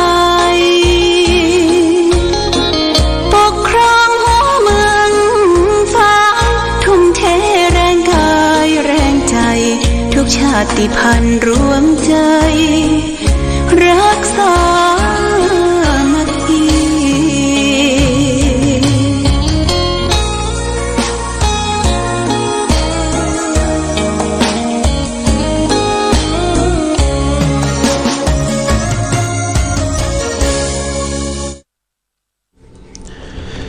เจริญสุขศรัทธาสาธุชนญาติโยมท่านพุทธบริษัททั้งหลาย วันนี้รายการธรรมประทีปส่องต่างก็ได้มาพบปะกับพ่อแม่พี่น้องศรัทธาสาธุชนญาติโยมแห่งครั้งหนึ่งวันนี้เป็นวันอาทิตย์ที่8 เดือนธันวาคมพุทธศักราช2567ซึ่งตรงกับเดือน3เหนือเดือนอ้ายไตขึ้น8 ค่ำวันนี้เป็นวันพระวันศีลเดือน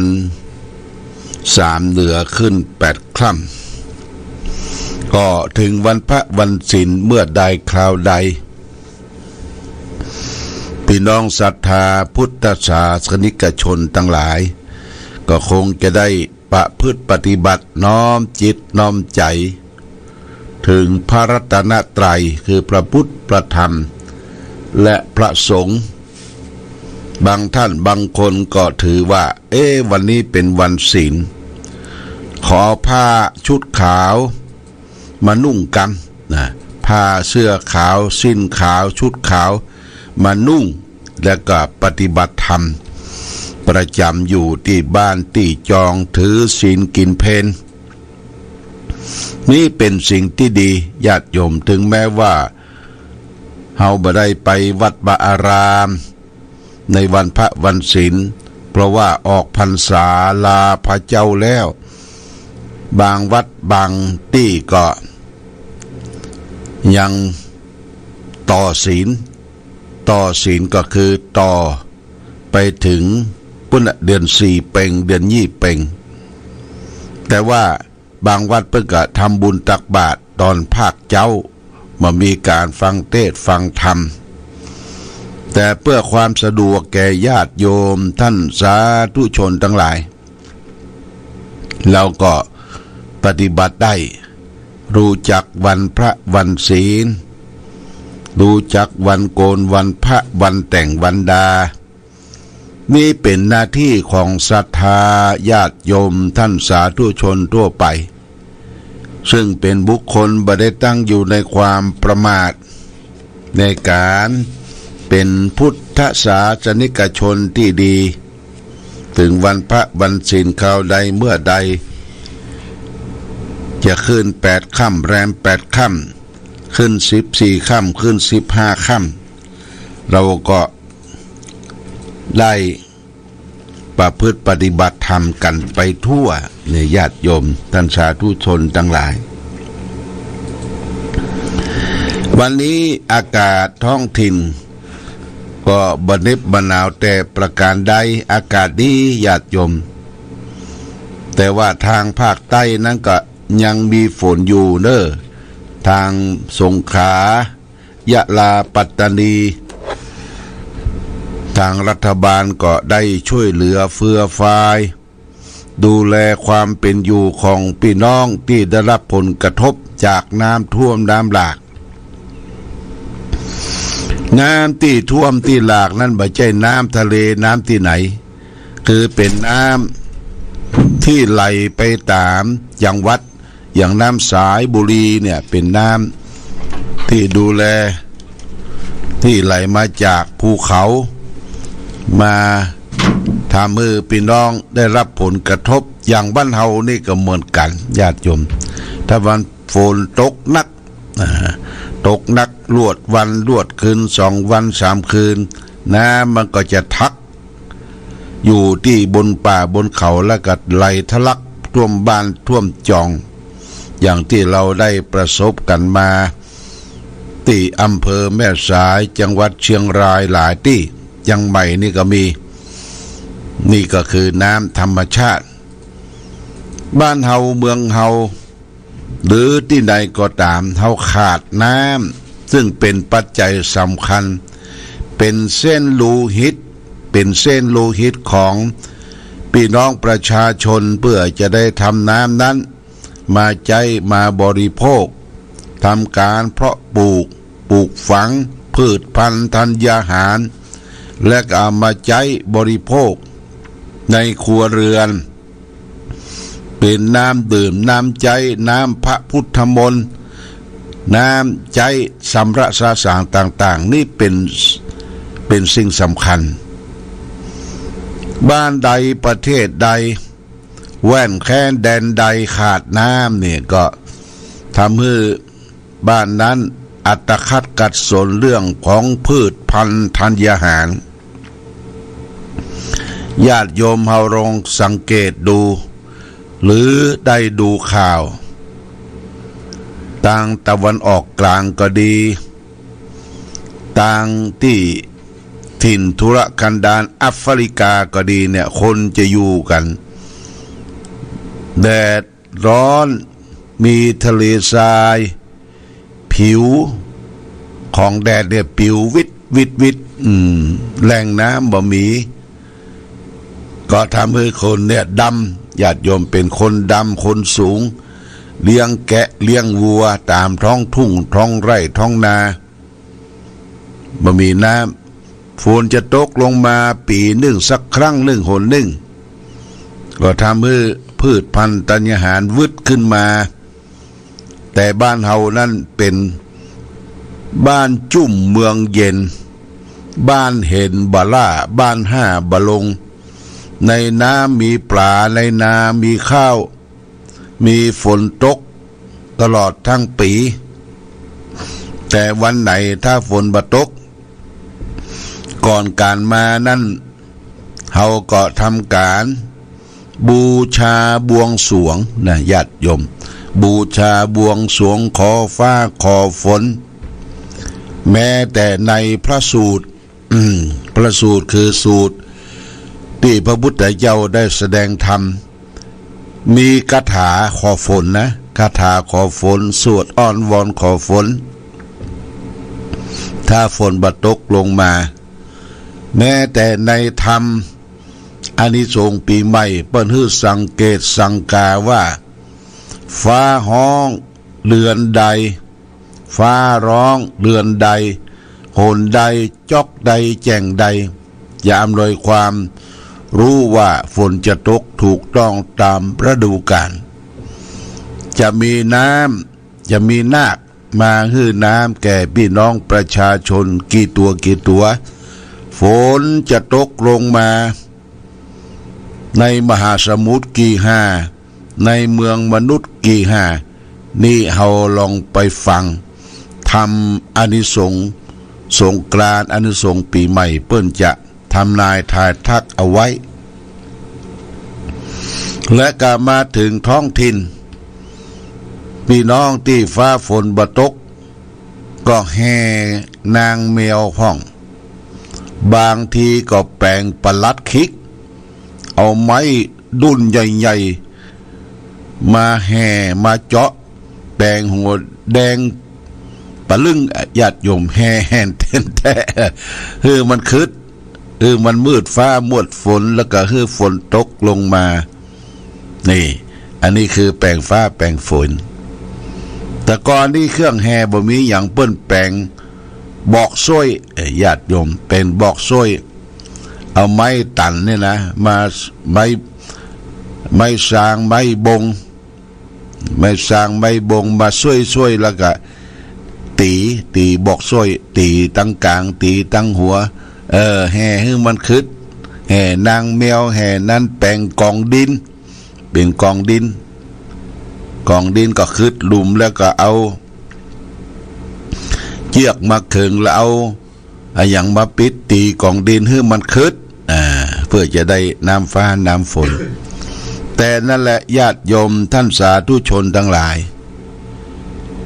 บอกว่าธรรมชาติที่มันเกิดขึ้นเนี่ยมันจะต้องรู้จักพอประมาณอย่างฟ้าฝนเนี่ยบ่ฮื้อมันตกหนักจนเกินไปแล้วบ่ฮื้อมันแห้งแล้งจนเกินไปพอประมาณนี่คือหลักของทางสายกลางที่พระพุทธเจ้าว่าทางสายกลางเนี่ยประเสริฐสุดเฮาจะแยกอย่างฮื้อถือเอาหลักทางสายกลางก่อนคือบ่เข่งจนเกินไปบ่ย่อนยานจนเกินไปบอกว่าการงานที่จะทำให้เกิดขึ้นทั้งทางโลกและทางธรรมยึดทางสายกลางเอาไว้ญาติโยมมันก็จะประสบความสำเร็จกู้อย่างกู้เชื้อและสิ่งที่ตามมานั้นก็คือต้องใจปัญญาญาติโยมเอาป้อนนานปัญญามานำหน้าจะไปเอาป้อนนานตันติ๊กนี่นำหน้าเอาปัญญาเนี่ยเหมือนกับดาบที่มันคมนะมันฟันไปทางหน้าเนี่ยสามารถชนะศัตรูสามารถที่จะเพี้ยวร้างผังดงได้แต่ก่อนที่บ้านเฮาเมืองเฮามันเป็นป่าไม้ดงหนาป่าคาดงกว้างเฮาจะต้องมีมีดมีดาบมาฟัน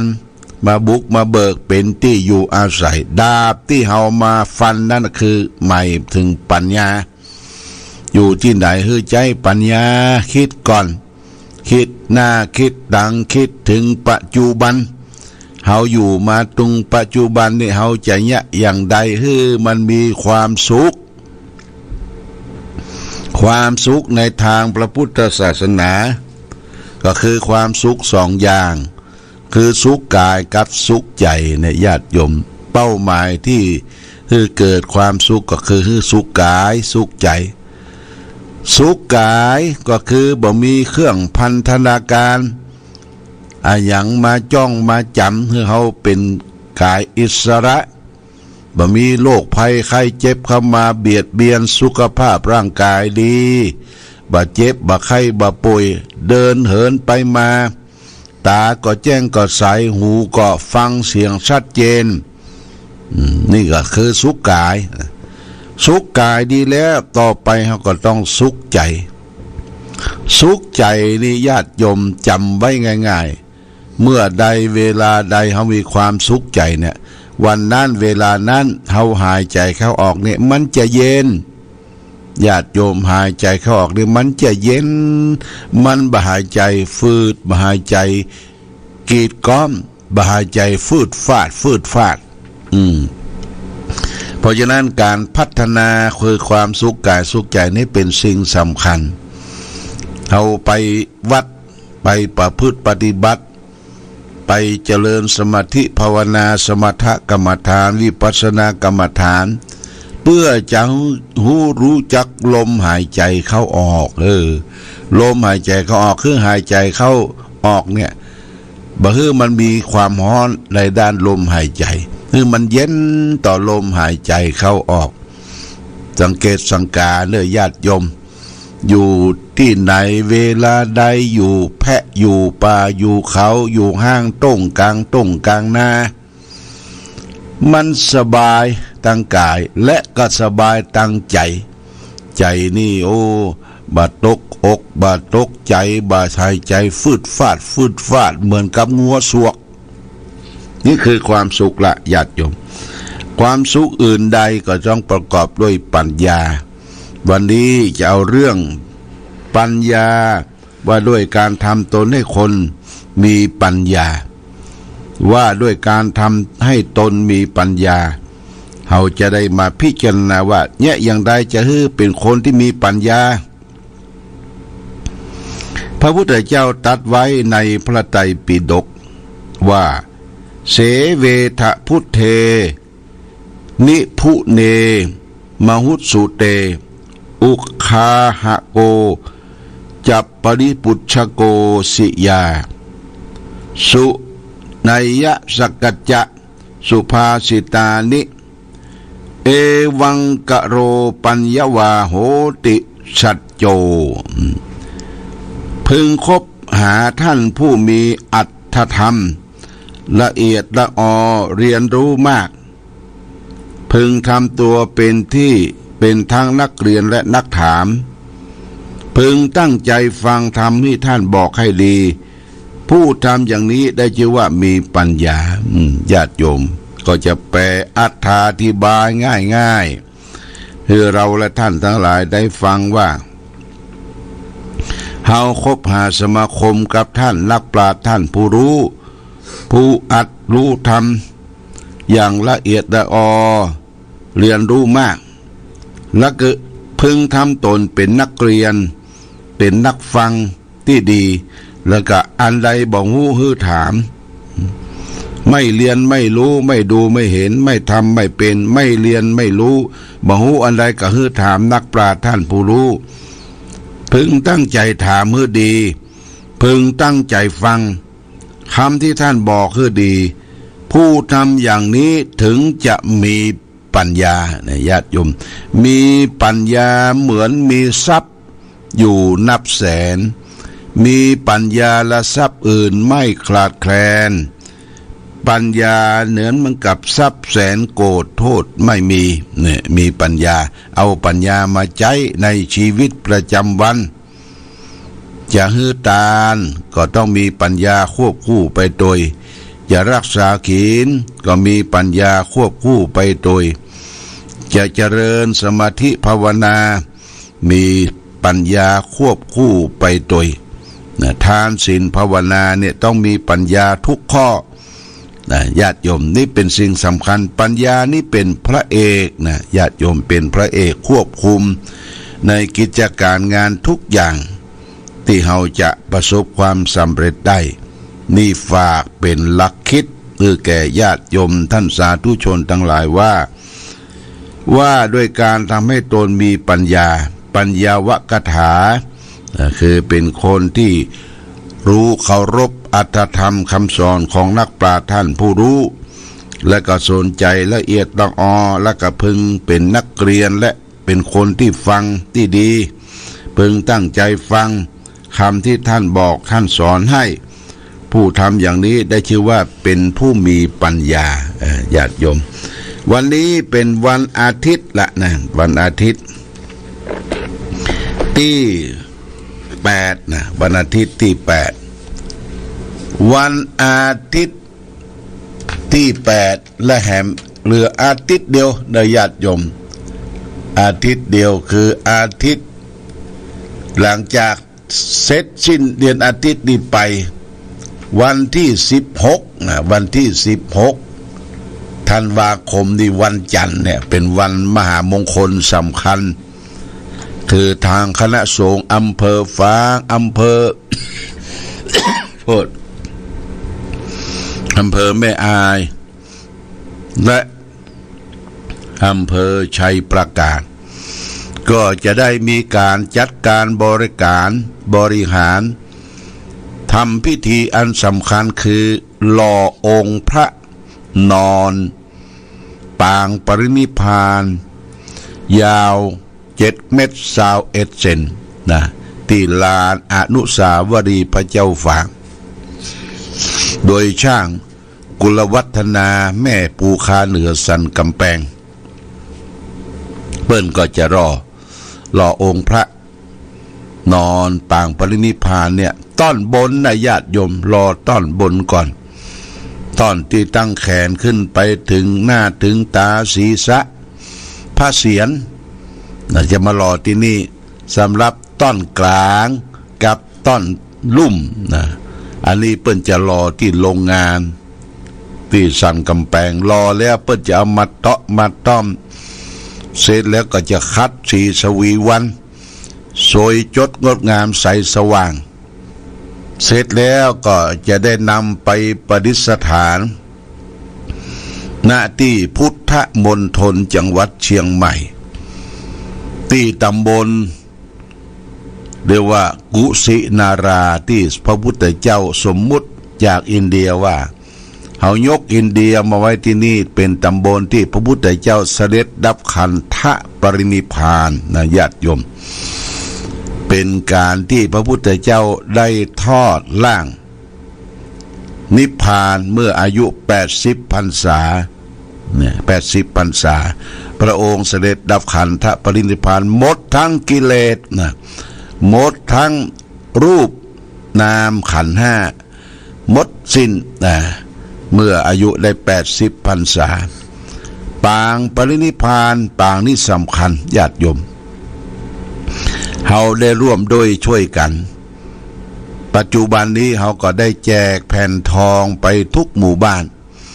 โดยผ่านทางท่านในอำเภอท่านปลัดอำเภอผ่านไปยังป้อกำนันป้อหลวงบ้านทุกหมู่บ้านได้กระจายบอกบุญให้แก่ศรัทธาสาธุชนเอาทองแผ่นทองเหลืองไปเขียนชื่อเขียนนามวันเดือนปีเกิดโดยการปูจาแผ่นละ20 บาทนะ20 บาทก็ได้ข่าวได้รับทราบข่าวว่าแผ่นทองนี้ก็คงจะส่งมาที่อำเภอเนี่ยวันที่7ที่8ที่9เนี่ย3 วันทางอำเภอก็จะได้รวบรวมแผ่นทองแล้วก็จตุปัจจัยที่เขาได้ปูจาเนี่ยจะเป็นค่าหล่อองค์พระอันนี้ก็แจ้งข่าวมหากุศลอันที่ญาติโยมทั้งหลายได้รับทราบพร้อมกันนี้ก็มีเจ้าภาพเจ้าศรัทธาว่าการหล่อองค์พระในครั้งนี้มีความสำคัญยิ่งที่ว่าสำคัญนั้นก็คือเราจะได้สร้างองค์พระนอนยาว7 เมตร21 เซนนะญาติโยมยาว7 เมตร21 เซนก็มีผู้บริจาคเป็นทองแท่งทองแผ่นอันทองแผ่นเรารับไปแล้วทุกหมู่บ้านทองแท่งก็มีให้ได้ปูจาเนื้อญาติโยมจะมาที่ลานอนุสาวรีย์ก็ได้หรือที่ปืนอาคารของครูบาเจ้าศรีวิจัยก็ได้ตั้งไว้ให้ท่านได้มาเขียนชื่อเขียนนามวันเดือนปีเกิดทองแท่งน้อยนี่ก็แท่งละ200 บาทนะญาติโยมแท่งละ200 บาทและท่องแทงท่องใหญ่แท่งละ7 กิโลดินะเป็นแท่งละ909 บาท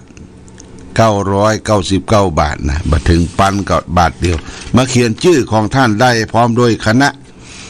แล้วก็วันที่เปิ้นหลอมรอเบ้าเพื่อจะเอาทองทั้งหมดน่ะไปหลอมรอเบ้าเขาก็ได้เป็นเจ้าภาพเป็นชื่อลงในหั่นนี่ญาติโยมก็แจ้งให้ญาติโยมท่านสาธุชนทั้งหลายก็มีผู้มาบูชาผ่านคุณสายใจหานตระกูลมีทองแท่งก็มีแม่สุกัญญามณีรัตน์บ้านห้วยงูในแท่งน้อย1 แท่ง200 บาทนางพัฒนิทกุลสุวรรณพิมลบ้านหนองยาว1 แท่ง200 บาทนายพงศกรสุวรรณพิมลบ้านหนองยาว1 แท่ง200 บาท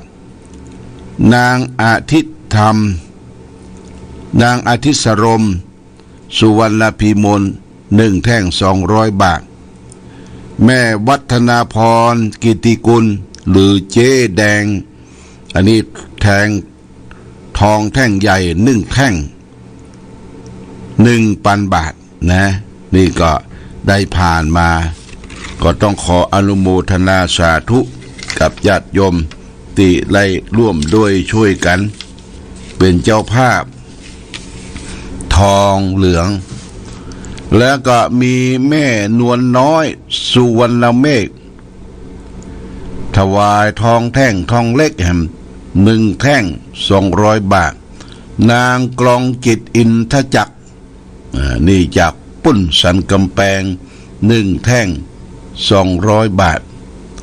นางผานิชวานิชยานนท์กรุงเทพพร้อมด้วยครอบครัว1 แท่ง200 บาทอันนี้ทางวัดก็ได้รับได้ชื่อรายนามญาติโยมก็เขียนชื่อเขียนนามไว้และก็หลวงพ่อประกาศไปว่าวันที่เฮาเททองนั้นญาติโยมที่มีจิตศรัทธาแรงกล้าอยากจะถอดแหวนถอดสร้อยถอดเลสถอดต่างหูอย่างใส่ในหลอมรอเบ้าก็สามารถที่จะทำได้ทองคำนะใจทองคำแต่อันนี้ก็ตะว่าแม่ผงทรายคำบ้านแม่แหลงใหม่หมู่ที่11มาพร้อมโดยคณะลูกหลานขึ้นมาว่ามาหาหลวงพ่อก็ซื้อทองมาญาติโยมซื้อทองมา1 สลึงเป็นแหวน2 วง1 สลึงราคา 12,220 บาทว่าเป็นเจ้าภาพร่วมเททองเอาทองหล่อตัวก็วันที่16เนี่ยจะได้ให้เปิ้นญาติพี่น้องได้มาเป็นสักขีพยานเอาทองคำจริงๆเนี่ยหล่อตัวแล้วก็หลวงพ่อแหม1 สลึง1 สลึงก็ได้2 สลึงละญาติโยมวัดไหนศรัทธาผู้ใดมีจิตเลื่อมใสอยากจะรอสมเด็จพ่อคือพระสัมมาสัมพุทธเจ้าเนี่ยโดยทองคำนะญาติโยมด้วยทองคำเจือปนเข้าไปรอช่วงบน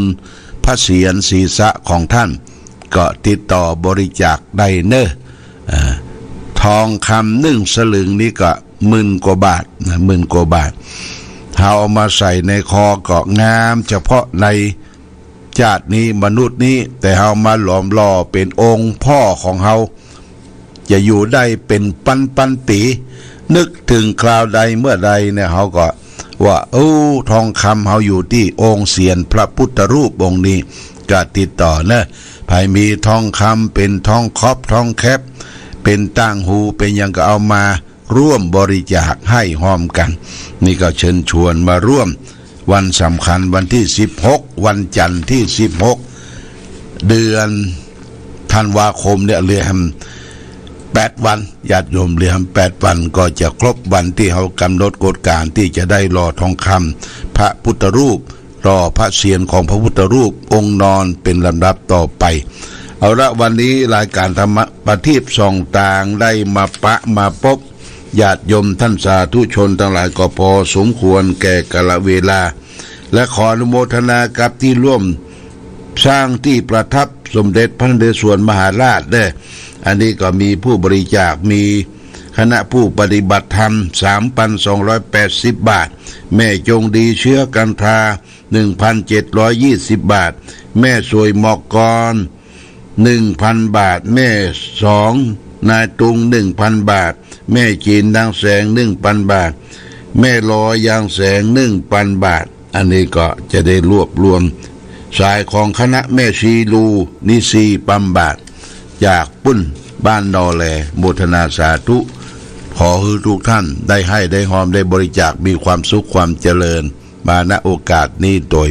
รายการธรรมะประทีปส่องต่างต้องขอลาก่อนขอผู้ฟังจงตั้งมั่นจิตหันษาด้วยธรรมะขององค์พระพุทธาได้นำพาเกิดความสุขสงบเย็นขอเจริญพร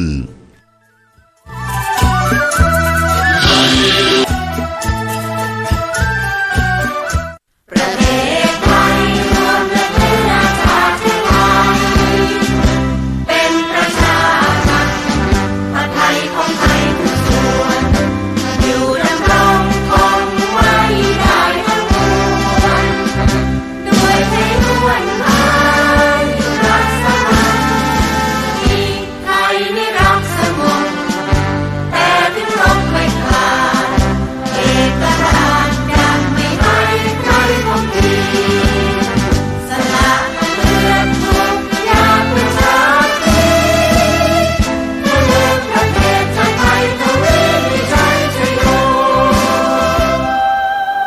วิตมนุษย์ มีสุข มีทุกข์ ดีใจ เสียใจ ผ่านอุปสรรคและปัญหามากมายในแต่ละวัน สงบนิ่งแล้วย้อนมองตัวเอง วันนี้วันพระ น้อมนำธรรมะสู่ชีวิต เตือนสติคนไทยทั้งชาติ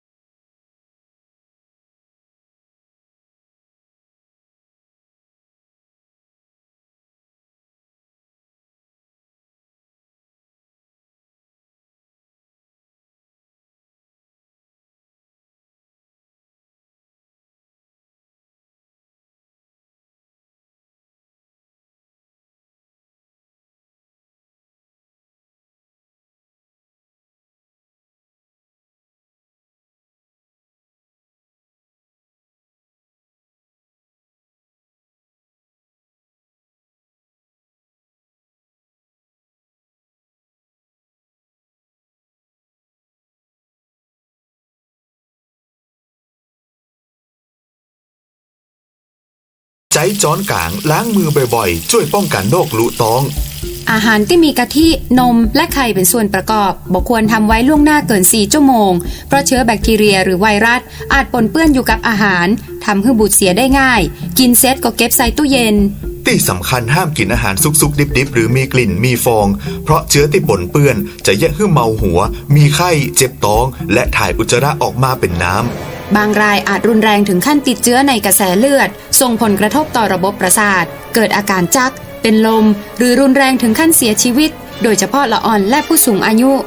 หากเกิดอาการดังกล่าวให้ดื่มน้ำเกลือแร่ทันทีกินอาหารที่ย่อยง่ายและหากรุนแรงถึงขั้น5ถ่ายออกมาเป็นมูกเลือดมีไข้ให้ฟังป้าไปหาหมอทันที หรือโทรสอบถามได้ที่กลุ่มสื่อสารความเสี่ยงและพัฒนาพฤติกรรมสุขภาพสำนักงานป้องกันควบคุมโรคที่1เจียงใหม่ 053-140-774-6 หรือสายด่วน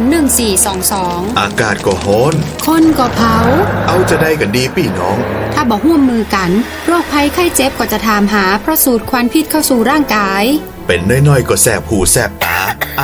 จาม เจ็บคอ มีน้ำมูก นักขึ้นมาแหมหน่อยก็จะเป็นหอบหืดตาแดงและเคืองตา ถ้าหนักกว่านี้จะหายใจลำบาก เจ็บหน้าอก โดยเฉพาะผู้ป่วยโรคหัวใจต้องระวังให้ดี เพราะอาจเกิดอาการหัวใจวายได้ คนเฒ่าคนแก่ละอ่อน คนท้อง ผู้ป่วยโรคระบบทางเดินหายใจ โรคหลอดเลือด และผู้ป่วยโรคเรื้อรังก็จะต้องดูแลตัวเกาให้ดี หลีกเลี่ยงการอยู่นอกอาคารเมินๆไปไหนมาไหนก็ให้ใส่หน้ากากอนามัย คนเป็นโรคปอดต้องเตรียมยาให้พร้อม และที่สำคัญหากมีอาการผิดปกติให้พาไปหาหมอทันที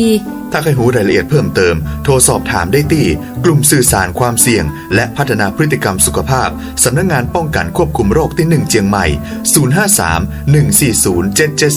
053-140-774-6 หรือสายด่วน 1422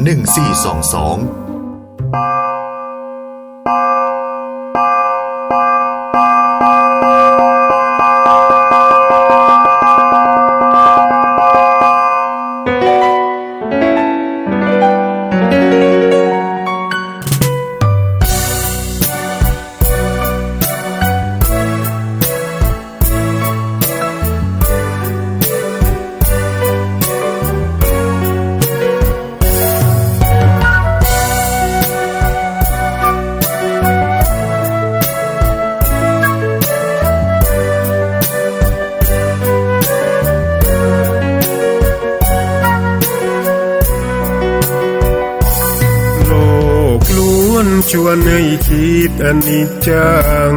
ทุกสิ่งไม่ยั่งยืนจีรังย่อมผุพังตามกาลเวลาจะฝืนให้ยั่งยืนจนสิ้นโลกาอย่าได้หวังดังปรารถนาองค์พระพุทธาท่านตรัสสอนไว้เกิดแล้วคงไม่แคล้วต้องชราแก่อาคราวแก่สมปัญญาทั่วภารามีโถมไปเจ็บทุกข์ย่อมเวียนวนมีพ้นใครๆสัตว์โลกล้วนรู้แน่แก่ใจเกิดแก่เจ็บตายหลีกไปไม่พ้นใครหลงคิดหลงติดอัตตาว่าใจแจ้งกมลแม้นใครปลงได้คงสุขล้นชีวิตมีมองมนเกิดมาเป็นคนสมบูรณ์ดับหายเพียงร่างกายไว้ชีวาแต่กุศลผลกรรมทำมาย่อมแปลงค่ากลายเป็นทุนส่งผลให้ทุกคนเวียนวนไม่สูญสุขและทุกข์เป็นไปตามทุนที่พวกคุณได้ก่อทำมา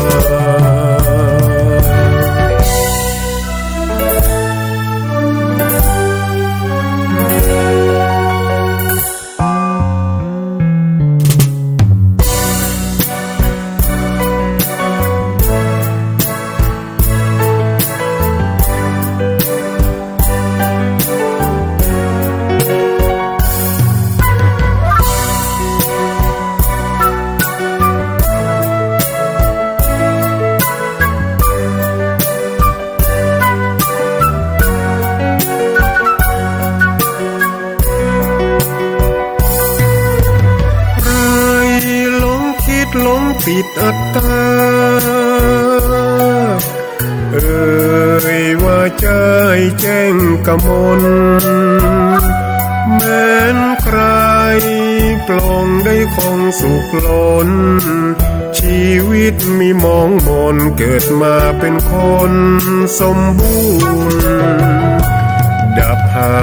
ยเพียงร่างกายไว้ชีวาแต่กุศลผลกรรมทำมาย่อมแปลงค่ากลายเป็นทุน ส่งผลให้ทุกคนเวียนวนไม่สุนสุขและทุกข์เป็นไปตามทุนที่พวกคุณได้ก่อทำมา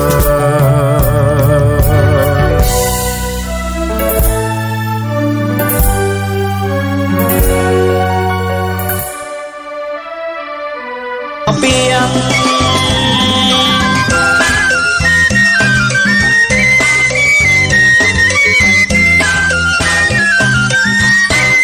ทั้งเมื่อในเวียงอินตาตันเจ้าสนั่นเตียงเต้าย้อนตนมีชานพระโมกขันลานไปเตือนบอกคืออินตาบ่ถือตั้งศีลตั้งธรรม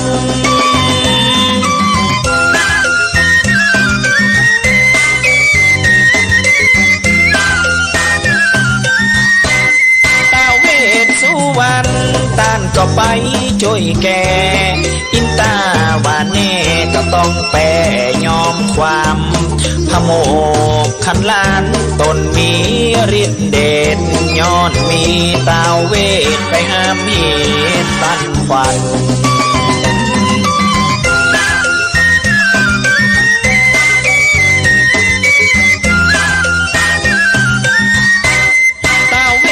สุวรรณสำคัญหม้อน้อยกับองค์ยอดซอยตนเป็นสามปัญญูจนบุญมาจูสำเร็จหลวงขันเป็นพระโสดาบันตามออกตำหา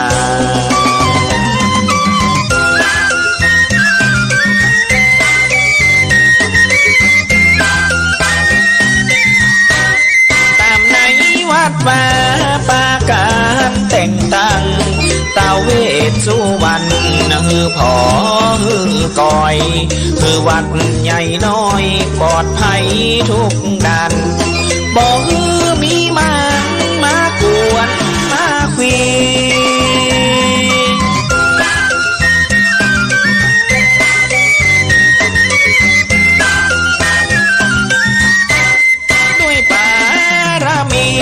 ขององค์ตันเจ้ามีของดีเขาว่าสมบัตินาแล้วห่มตาหน้าปันตันจูผู้คือคนได้อยู่แสนสุขสบาย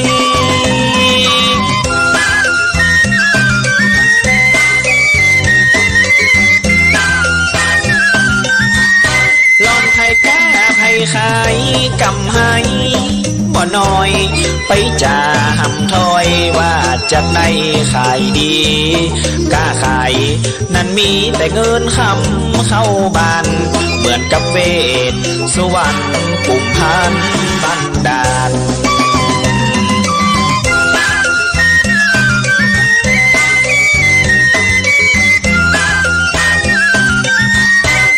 เหมือนในถิ่นฐานที่บ้านเฮานี่ได้สร้างยักษ์สีชื่อเต้าเวทสุวรรณเพื่อจักบันดาลเงินคำกำแก้วผู้ใดมาแอวมีแต่ความสำราญ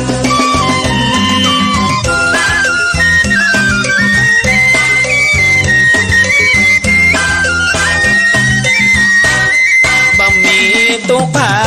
นมากราบไหวเคารพแทบไตกราบไหวปูจาต้นเต้าพญาจักประสาทพรหือเหมือนกำลับลือจื่อท้าวเวสสุวรรณ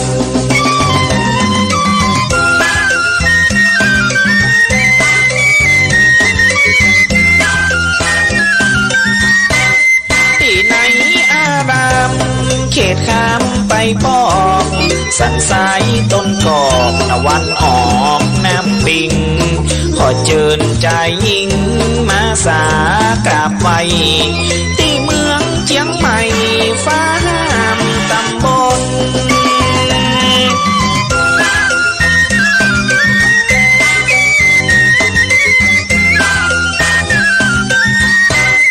มีตึงสี่ต้นอยู่หนสี่ด้านองค์เก้าแรกนั้นย กตานเป็นครู เอาไว้เชิดชูตั้งแต่แรกตนเสริมสิ่งมงคลสำเร็จหลายราย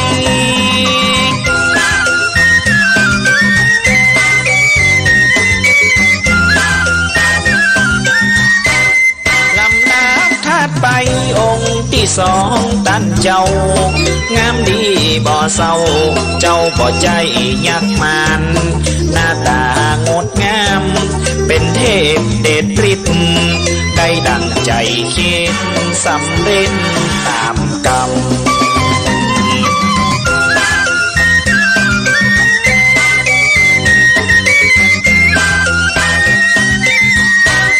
ส่วนองค์ที่สามงดงามพอใด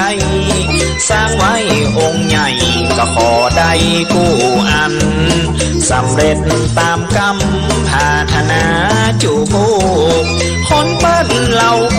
กันเต็มบ้านเต็มเมือง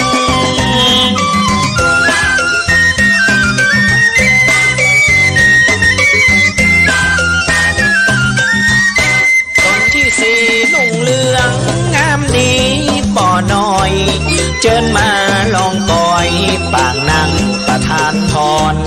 งดงามแน่นอนมาพอฮือใดหันแล้วม่วนใจโจกใจไหลมา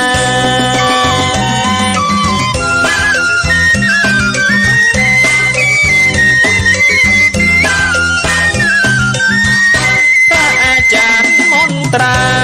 ผู้มาแต่งสร้างผู้คนไหลหลังมาขอโจกขอใจต่างไกลต่างไกลก็ได้มานี่ย้อนป่าละมียักษ์สีบุญเรือง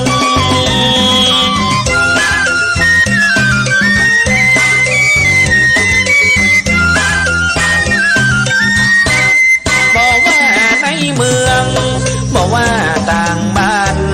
ผู้ที่มาหันปู่จ๋าแม่นมันตาเวสสุวรรณประทานพรหัวหน้าพ่อลุงแม่ป้าบอกว่าข้าจะรวย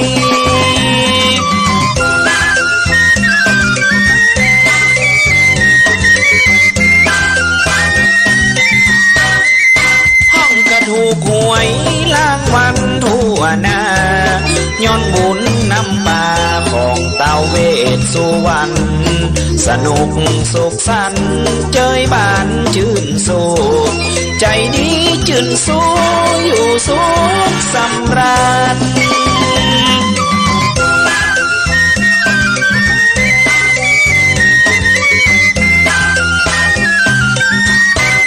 เจิญมาเอวกันสถานที่นี้ของงามของดีมีอยู่มากมายมาแล้วสบายสุขใจบ่น้อยมาเอวมาก้อยรับรองดวงเฮง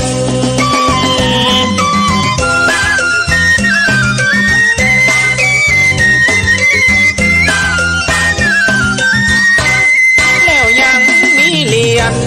กู้เวนตันเจ้าเป็นของวัดเฮาก็เริ่มเก่าสร้างมาเก็บไว้ปูจามีกาต่อต้นสิ่งของมงคลกู้กากายา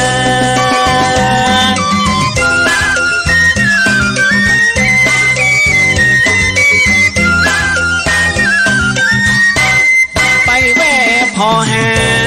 ปูจาเลือกใดสองรุ่นสร้างไว้ลวดลายงดงามคนใดมาหันเข้าจนพอให้ได้รีบเก็บเอาไว้เป็นของมีกุล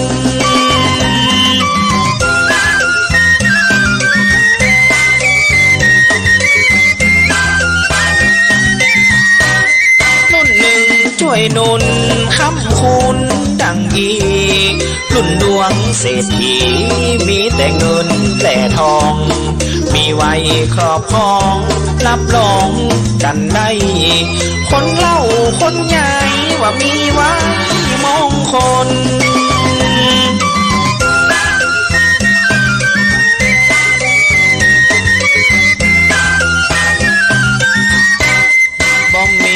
ขัดสนเล่ล่นฮ้อนไม่ทำการอันใดอุปสรรคบ่ห้ามไล่ความตุกผ่านมันบ่มาไกลเรื่องแล้วหลายๆที่บ่ได้มาคุย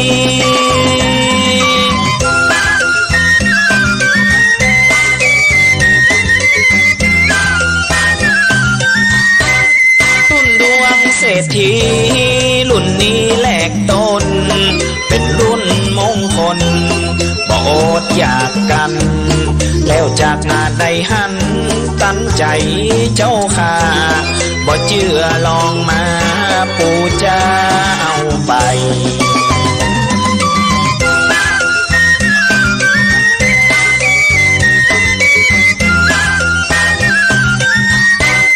ส่วนรุ่นที่สองความมองก็เกือบกลัวชื่อรุ่นเจ้าสัวบอกกลัวจูดันเงินร้อยเงินพันเงินล้านหันได้รวดเร็วตันใจตามที่ได้ยินมา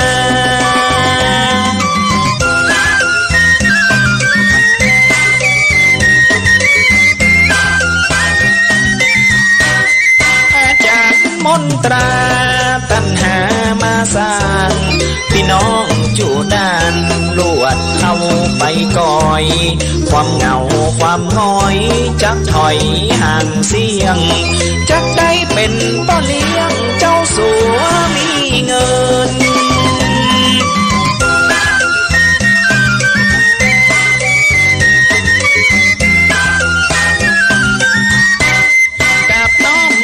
เจิญ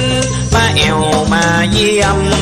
กุมพันยายเลี้ยงพญาเจ้าปูเวนงดงามตามเกณฑ์ตุกเข็นฮ้อนไม่มาขอตันได้จักสมเจตนา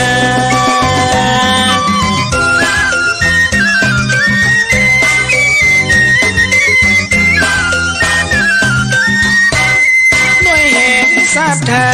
ปามาดังอันตาเวสสุวรรณกุมพันตัดเจ้าผ่อนหนักเป็นเบาเฮาจื่นสู้เป็นโดนมุตู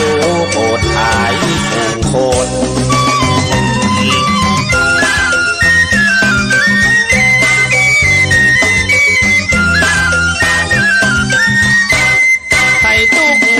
ล้นสับสนปนปีคือมาที่นี่มีแต่ความห่มเย็นดับความอยากเข็น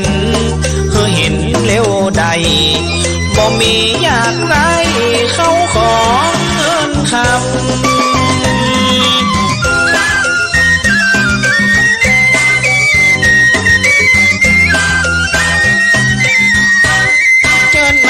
เอวกันพี่น้องเหนือใต้อยู่ที่เชียงใหม่เขตอำเภอเมืองวัดป่าลุงเรืองตามคำจะบอกสันทรายต้นกอกฟ้าห้ามหินปิง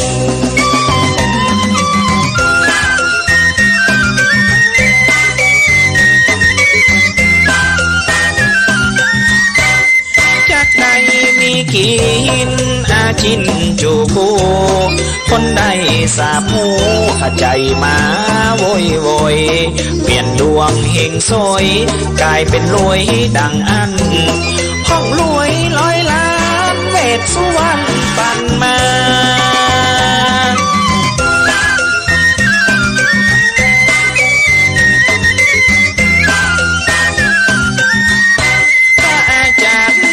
ตรากาลันตีใดพี่น้องเหนือใต้จากใดดวงเฮงจากฮอนเป็นเย็นตามเกณฑ์แต่งสร้างเงินทองไหลหลังดังจิตจำนง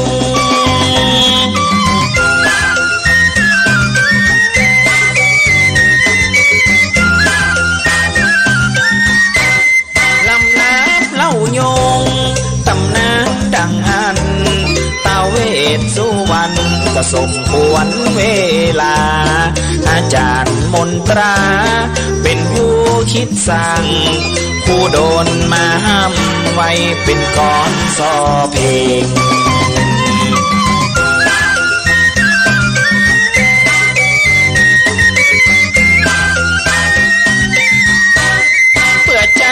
เอาเป็นนิยายเก่าเกลือเรื่องราวข้าวเขือของตานเก่าปุ่มพันนามเวทสุวรรณพญายักษ์ใหญ่เศรษฐีเงินหลายเจ้าสัวเมืองบน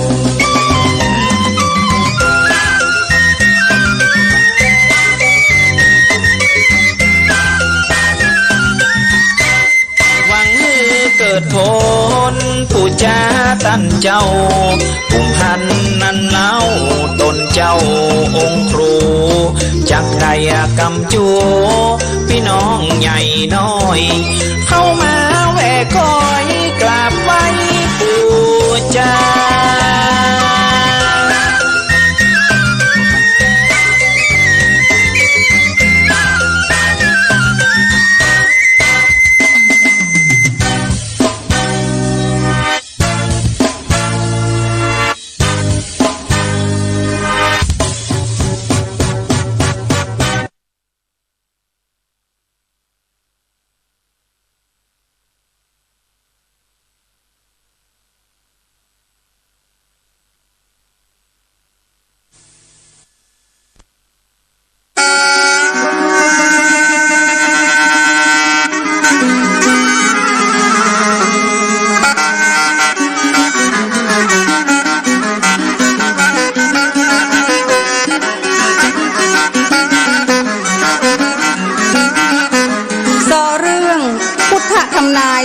ประการ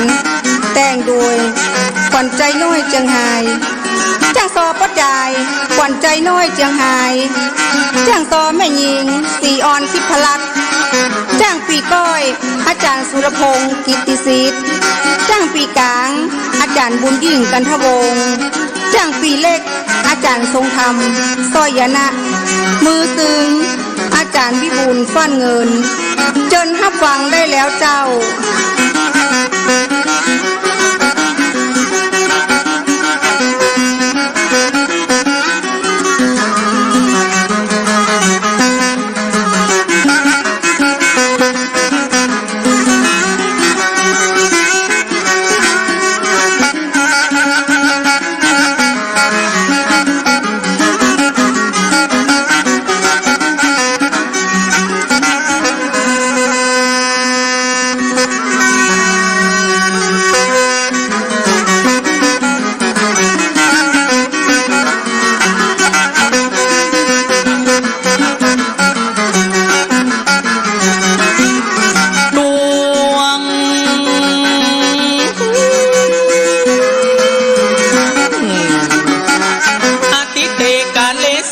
พุทธการกล่าวถึงตำนานเกิดในวังเตดต้องตนเจ้าพญาหักษาหมื่นห้องชื่อเสียงนั้นต้องประเสริฐอีโกศลอันนี้มันเมินมาลันเนาะเจ้าเฮยอดีตการเลสมัยพุทธการกล่าวถึงตำนานเกิดในวังเตดต้องตนเจ้าพญา30,000ห้องชื่อเสียงนั้นต้องเป็นมหาราชาอยู่ภาษาเจ้าอันงามวิจิตรเหมือนเนลมิตรคืออลังกัตตามเหสีเจ้าชื่อนางมันลิกาหมู่นางทับลำมาลิศนาแอนบอนถ้าจะม่วนเนาะระวังนี่นะจ้า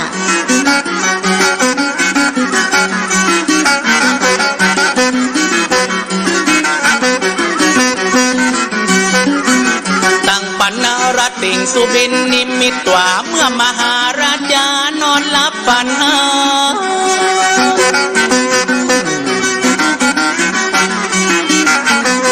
ยิงอ่อนดักเดินเกิงเฮือนสะดุ้งตื่นปื้นพิงกัดอกตันหิงในกำปันปัญหาวัดบดายลับกับเดืองนางพญาพระมหาราชา ก็มีใจโวฮอนเจ้ามาร่ำเปิงว่าเป็นสันได้จาเดิมอ่อนก่อนมาบอกเคยมีตุกย้อนใจตกอกขาดเหมือนฟ้าฟาดสะท้อนเป็นที่นักหนองพรดวงในกำฟันอันนี้เป็นกาลีผิดแผกเรื่องมาเงือดแปลกในหัวอกหัวใจฮอดเจ้าหุ่งแจ้งตีนฟ้าแดงส่องใสเจ้าจึงได้ขัดใจห้องเสนาเขาเฝ้าว่ากำฝันเฮามันบ่เป็นที่เอาเพื่อสู่เจ้าเขาพอนี่แหละน้องและนั้นอันนี้เป็นกำฝันเจ้าพญาเนอะบ่ค่อยดีคืนนี้นะเจ้า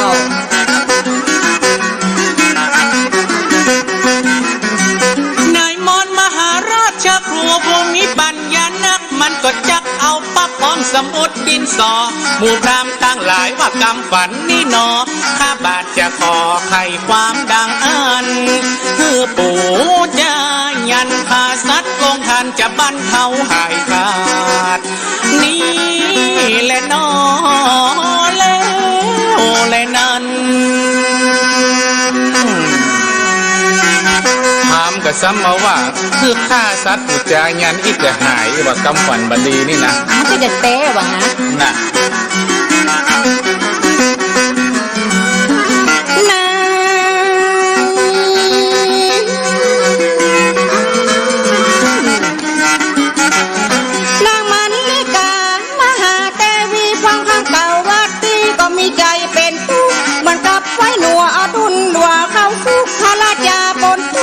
จะต้องล้มตา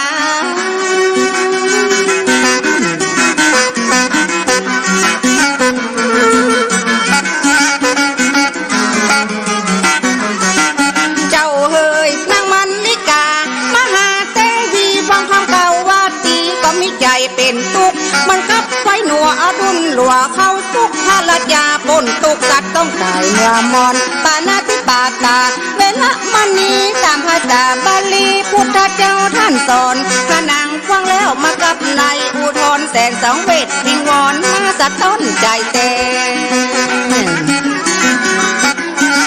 กันเนาะอินดูมันบ่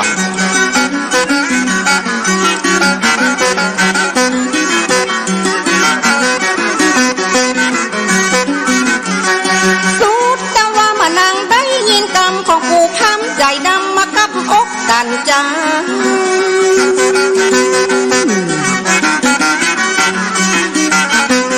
ข่าวแก่ส่วนนางพญาจึงเก่าวัดจันนังวัดตะมัดทังปากกาเส้นโตพามันนะอ่านว่าพามโนเจ้าจงดูกาลาว่าเป็นอย่างใดแต่อิมิตกำฝันของเจ้าพญาถึงว่ามีอย่างจะที่จะมาช่วยแกปัญหาสักตายลูกจะให้หามแน่มันว่าเป็นดีแก่ผู้นางผู้กองกาลาเป็นมหากษัตริย์ควรปฏิบัติว่าคือหมุนมองมังเขามีความเห็นว่ายังมีแถมกลางจะเข้าไปถามองค์พระพุทธเจ้าตามความคิดของเฮาข้าสัตว์มัวเมาเป็นกรรมเป็นบาปนี่แหละน้อแต่แหละนายแล้วเปิ่นสิเนี่ยจะได้หาเดี๋ยวนี้กันนะไม่ว่านะ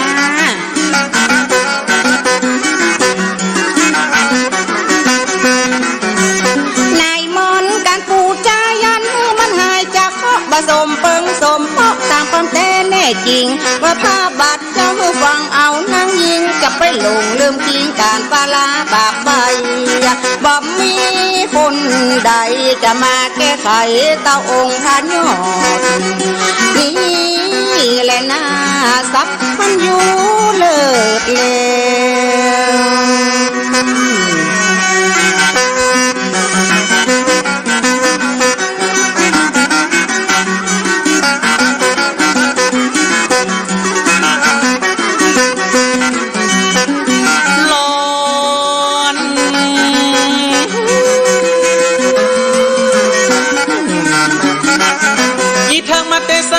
ธรรมเทศนาแห่งพระพุทธมหายาวยอดพระพุทธเจ้าก็มาหูแจ้งจอดพระเท จึงได้ถอดความเป็นปัญหา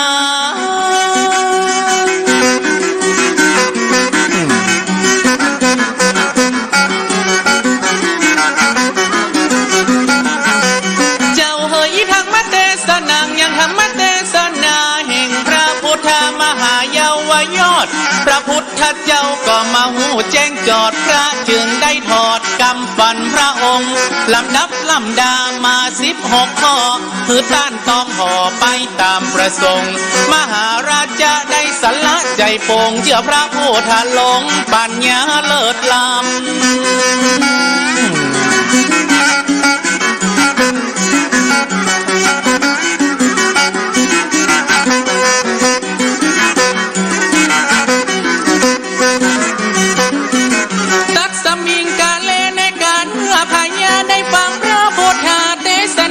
สั่งสอน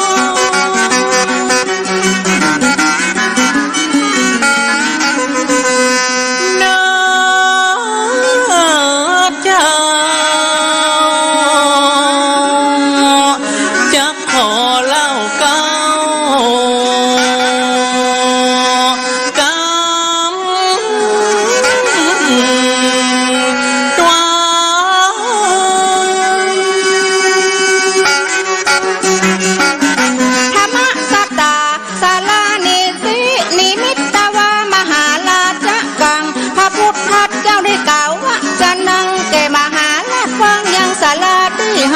อันว่ากำหวานตั้ง16 ประการโดยพระบัญญายานไขมามีหลายจัน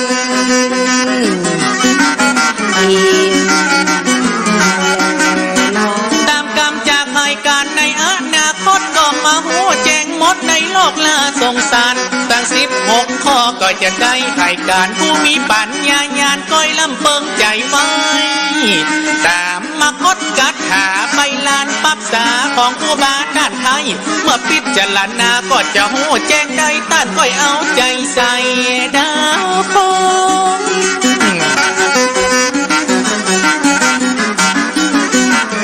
ดังสิทธาคตผู้ที่สวักสวัสดคือนางเต้นธรรมาสเล่ายังพระสูตรต่าง2 ปันปลายปีเกิดอยู่ได้ยังเพื่อจะถึง5 ปันมันจะมาบนปีฟังก่อนหูก่อนคือคนมีพยาเพราะเขาได้เกิดมาเมืองคนจากนี้จริงแล่น1 วันว่าการหล่นมาตั้ง4 ทิศต่างตัวต่างฟิกก็พอหน้าจากกันมืดปุ๊มืดพุ่มจนเป็นเปียวเป็นควันสนสันอุ่นอันดังสันนั่นปันบามันจนกันแล้วต่างตัวก็ต่างไปมางึดหัวใจ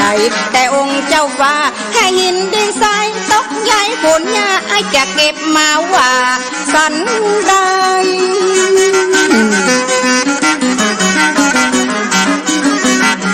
เป็นน้อยเป็นนานเป็นอาจารย์วัดอันใดแม่นตักขอพ่อแก่จะใครข้าเจ้าขอทำคุณนานขวัญใจไผ่บอกหูกับไผ่พ่อแก่ไข่คือข้าตามวัดจันนะที่พุทธทรงไกลจ้างโสดยังให้บอกมาไว้อยากจะหัว4 ตัวมาจนกันที่บอกดังพระโมนีสลีโคตัมมะจึงไขว่าถ้าว่าเป็นอนิจจังบ่ถึง5 ปันปีที่ปริปุณนังได้มาหอดยังพศ2005มาตักเตือน4 ปีจอคนจักมาเขาจะฟันบันทาการกินสินสากอดอยากเข้ากาน้ำฟ้าบ่ไหลลง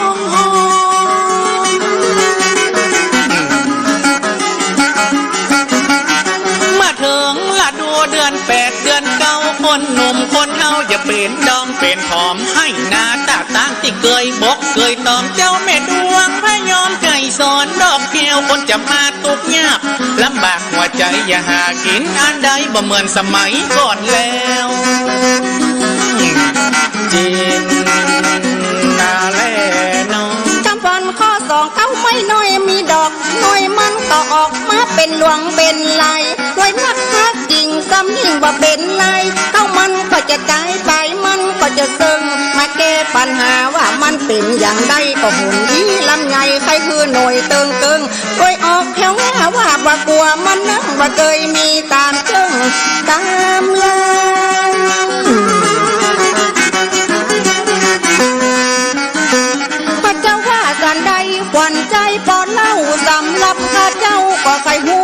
ลายก็อู้กำสุดติพุทธตำนายจ้างซอดจ้างให้จะตอบใดบอดใดว่าไก่ความหมายออกมาใส่กำบอนอีแม่สีอ่อนขอใครผู้ไว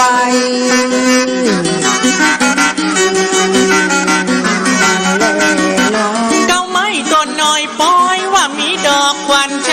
จะบอกไปตามปัญหาพระพุทธเจ้าก็ได้ตีสนาบอกเจ้าพญาว่ามันเป็นอย่างนี้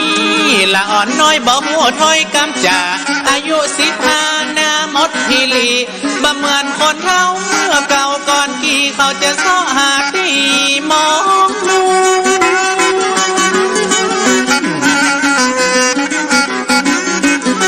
บัดจุกวันนาเตืองบ่ทาวันพวกเขาจะหูมีลูกเขาจะหูมีผัวสินพ่อกาเมตึงบ่มีไผกลัวลูกเปิ้นลูกตัวนัวกันไปไว้บ้านพ่อแม่เป็นปากมาทุกยากเหลือใจมันจะมาเป็นไปข้าก็ไข้ออกกัน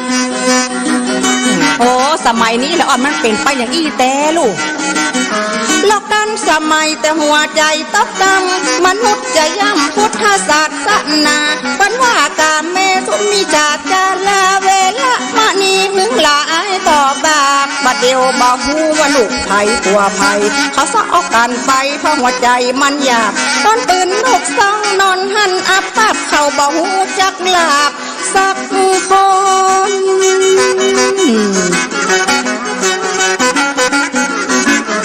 ลูกไผ่ลูกมันก็พอกันเอานอกคนเป็นแม่เป็นพ่อก็ต้องมีเหตุผลพุทธธรรมนายของพระทศพลนี่อยู่ในเมืองคนมนุษย์หนุ่มลาไม่ได้กล้าเป็นปากมาทุกยากหัวใจมันจะเต็มเมื่อใดมันตักน้ำใส่ซาอันนี้มันเป็นปัญหาแต่โลนี่แม่เลี้ยงนายมาใบใหญ่กองเฮยใหญ่เงินคำบาทใดพ่อไทยก็ไปหาพ่อแม่ลำบากทุกยากกายาเหมือนจะกินน้ำตาแตนตัวยคาบเข้าส่งไปศึกษาเข้าห้องห้ำห้องเฮียนหัดอ่านหัดเขียนเพื่อพ้นความงงเง่าคนสุดท้ายเหลือพ่อแม่สองเท่าย้อนกำเกิดลูกเต่าบ่ดี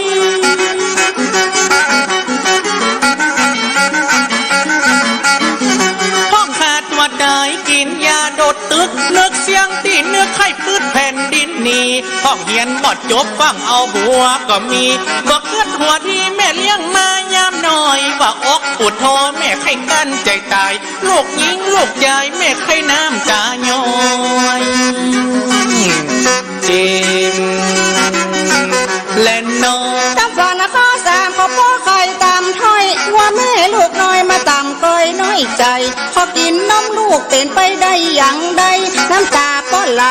ตั้งลงอาบหน้าลูกมันที่ไหนจะเอานมให้กินแม่งว่าเมาวินหลวดเลยเป็นบ้าจะค้นกำเก่านั้นเอามาว่าเปิดผ้าเฮือเปิ้นนะหันหลังเปิดผ้าเลยบอกประเดี๋ยวนี้เปิดแล้วนะมาไอ้ควันใจเมาลบลีนีหน้าตะวันเปียงไปฟ้ามันยังว่าเบาควายสุดจังจะหูประวัติความหมายไหวบันละยายบอกข้าฟังสักหน่อยองค์ตถาคตท่านได้เตศนาย้อนเป็นกรรมได้จ้าอย่างมาลาต่ำซอย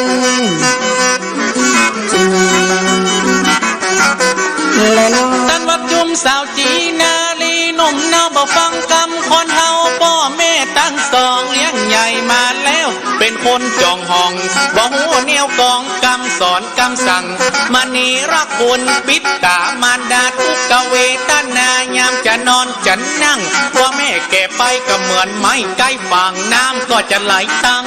บังเอา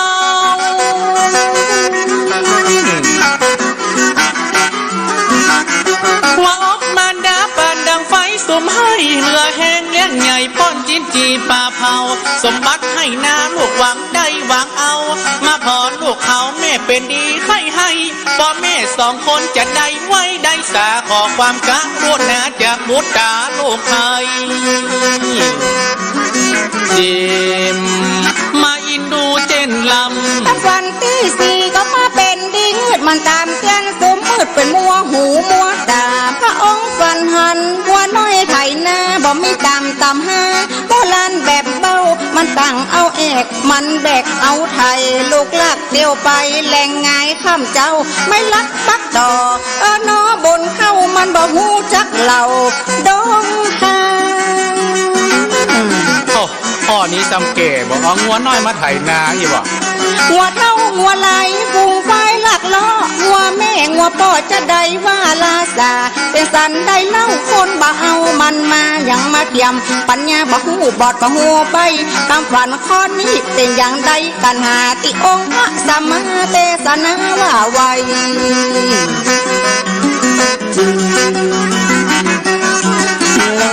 พระศาสนาก็อย่ามาล้ำเกิงคนจะขาดตีป้องต่างอกต่างใจ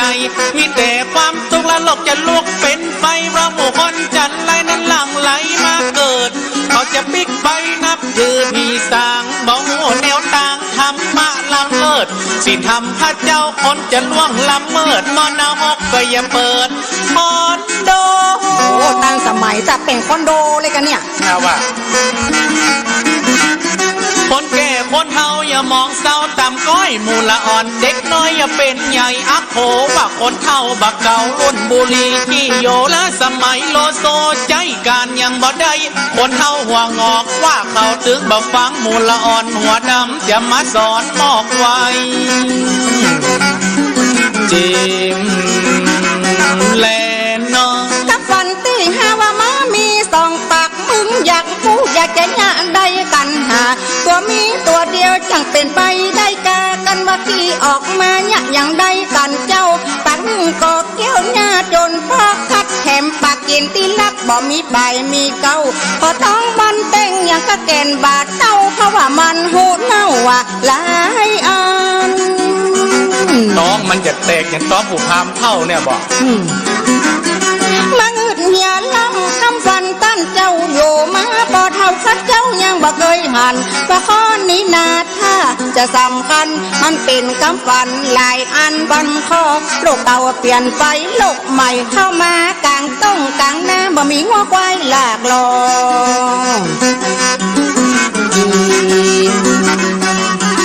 และนอพุทโธธรรมโมว่ามามีสองปากกินง่ายถ่ายยากมาลำบากหัวใจ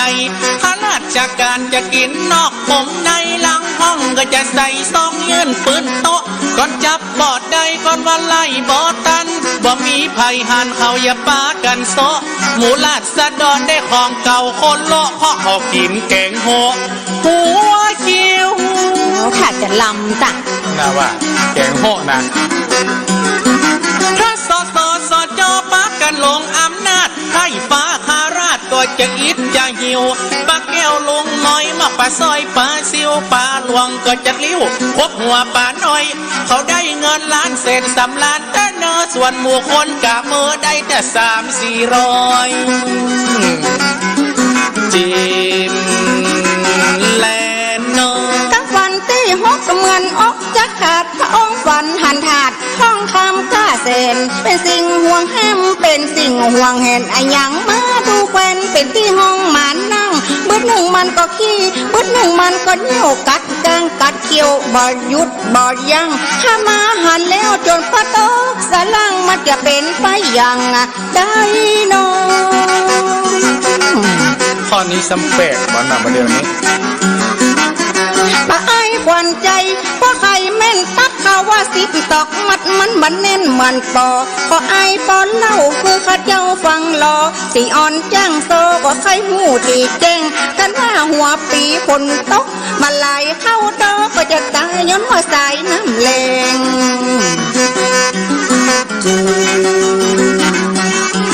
และน้องฟังราผู้อาจารย์จะบอกตามธรรมปัดออกมาเป็นอนิจจังสุภาษิตาเอวัมมีสุดตังแห่งทางพูดทางเทศนาไว้แล้วพบพศ25ทัศศาสนาจะยบไปเต้วนับเป็นถาดทองอันใสผ่องแผ้วเปรียบราคากาแก้วปวด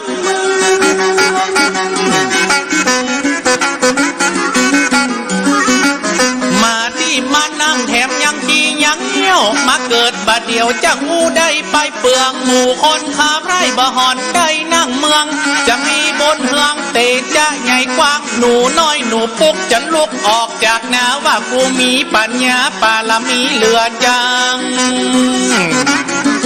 จริงเลยน้อง สักวันที่7ยังมาเน็ตแต่นอข้ามาเกิดพอมันเงิดอกตกใจมีใจผู้หนึ่งนั่งอยู่หัวคันใดฟันเชือกสายไหมหนังควายตากแห้งกัลิกกันนินกันนาแข้งการขาได้ไหลศอกไหลว่าห้อยลงยานควักแกว่งที่มากี่เงินล้นปอยไม้แกงวิดยองวิดแยงลุมจันมันไม่ใช่ใครอยากเก็บข่าวนี่กาสังเวชแต่นามาคบมากันเขาบอกหูก็วันดีอินดูสงสารคนทำดีแล้วมันจังมีมาตู้เจ้าก็หวังสมปานมันก็หวังเต้นแก้วเขาจะโตดปูนนั้นมันบ่มีปัญญาก็ว่าจะโตดมาแม่ดำนั่นแล้ว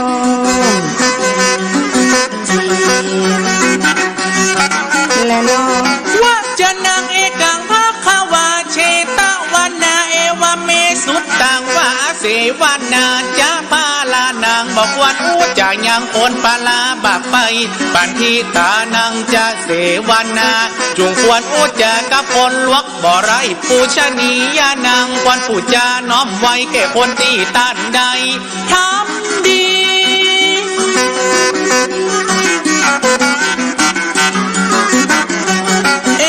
มังคาละมุตตะมังคือต้านน้อมฟังมังกะละดีเหมือนหมาตัวนั้นความหมายมันมีกะละกินีข้าจะไขเล่าโอเมียอยู่ยังบ้านเป่งหน้าเสื้อตาใสเตื้อมันรักมีใจอย่าไขหนีตัวจูจิมแลนอดาเมสุมิชาอันว่าเรื่องความฮักคือหัวเพชรเมียนักคือหัวแก้วเมียแดงแต่นี่ไปหน้าอันว่าฮักว่าแปงเป็นที่กินแหน่งตกแถวลูกเต้ามีหนึ่งแล้วก็จะเอ็มแถมลายตึงยิงตึงใจในบ่อเปียงบ่อเต้าเขาตึงบักกลัวว่าของเพิ่นมีเจ้าตึงบักกลัวคนเล่าคนยัง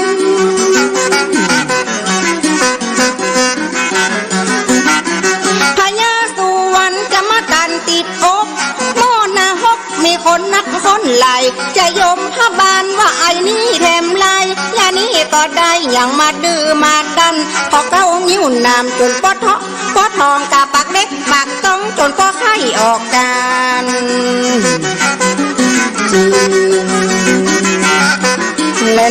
มีเป็นหนึ่งแล้วบัดเดียวมีแผ่วกิ๊กบ้านจองเตืองบะปิกอีกขลิกหัวใจแอกอีแก่ตายในก็ตายไปพวกเต้าบะเป็นไรละไว้ยังบ้านถ้าบะมีโลกเอละเป็นเหตุเธอตายเล่นจู้สู้ใจยังมีไปหลายล้านถ้าซับปันเลิกบ่มาใจแผ่วบ้านเตืองบะมีพยานให้ยานอันเด้อ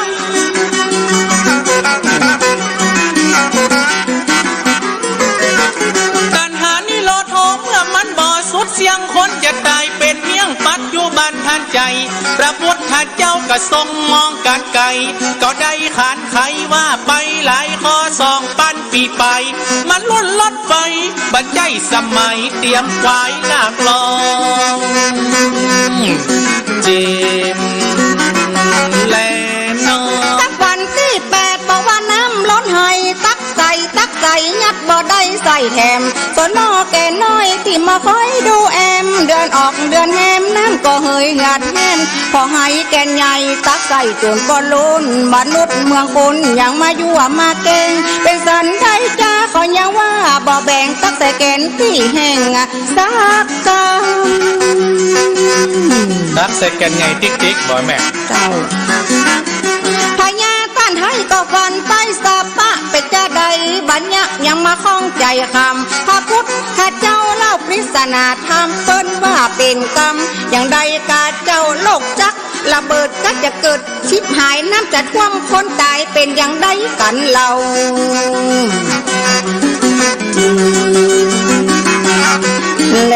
นอสตาดามุดกับพระพุทธเจ้า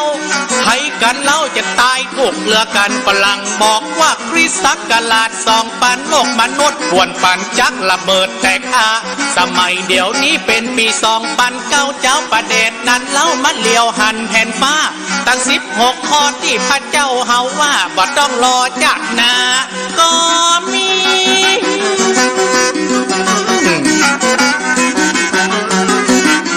อันน้ำล้นให้ตักใส่จนปอพองบัดใจเงาเสาะปัญญาเขาบะมีพระพุทธเจ้าว่าดังหน้าแต่ดีหมู่คนรวยก็จะมี10,000 ล้านโกดตือหมู่คนตุกแล้วตุกแถมคาบเจ้าง่ายเลงเพราะบะมีเงินซื้อจิมแลนถ้าวันที่เก้าพระเจ้าปาเซนฮะหันนองสันละกลางปูนขอบใส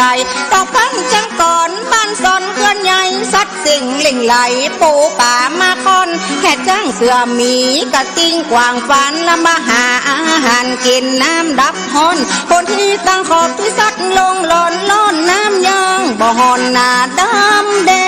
ง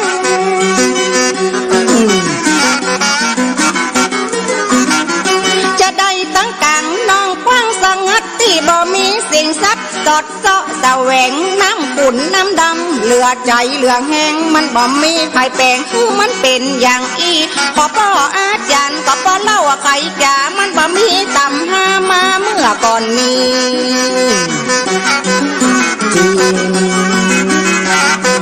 และนอพระศาสนาก็จะมาฮ้อนใหม่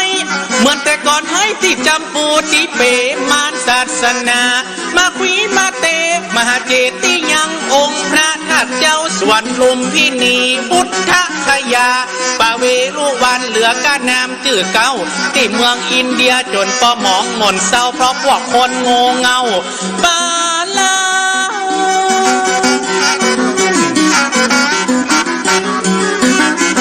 มนุษย์เมืองคนจะเกิดโรคระบาดจะมาตายอนาถบ่มียารักษาบึด1ไข้หวัดนกมาเป็นปัญหาบัดเดี๋ยวนี้นาไข้หวัด2,900เมื่อพระศาสนาพระเจ้าถูกทำลายคนจะมาล้มตายด้วยโรคภัยแต่เราจิมจะเป็นไปแบบนี้พอทำปัญหาว่าคำฝันข้อ10หากข้อทุกเข้าดิสจะได้ว่าสูญกันคนที่ว่าไฟยังเป็นเปลวเป็นควันหอมก็เพราะมันน้ำเดือดก้นหม้อเข้าในไหจะได้บาสุกหอมสีอ่อนอีน้องยังมาเงืดแต่นอพ้องแกะพ้องแข็งนั่นลูกเบาอีพ่อมันมาเป็นดีพอดีพอ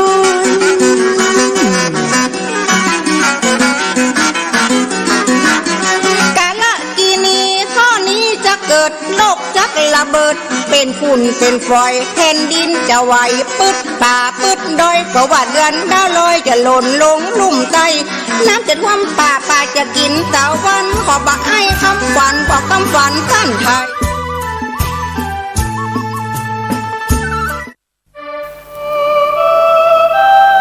ชีวิตมนุษย์มีสุขมีทุกข์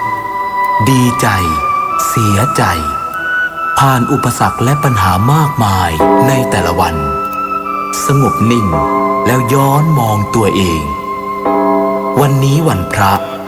น้อมนำธรรมะสู่ชีวิตเตือนสติคนไทยทั้งชาติ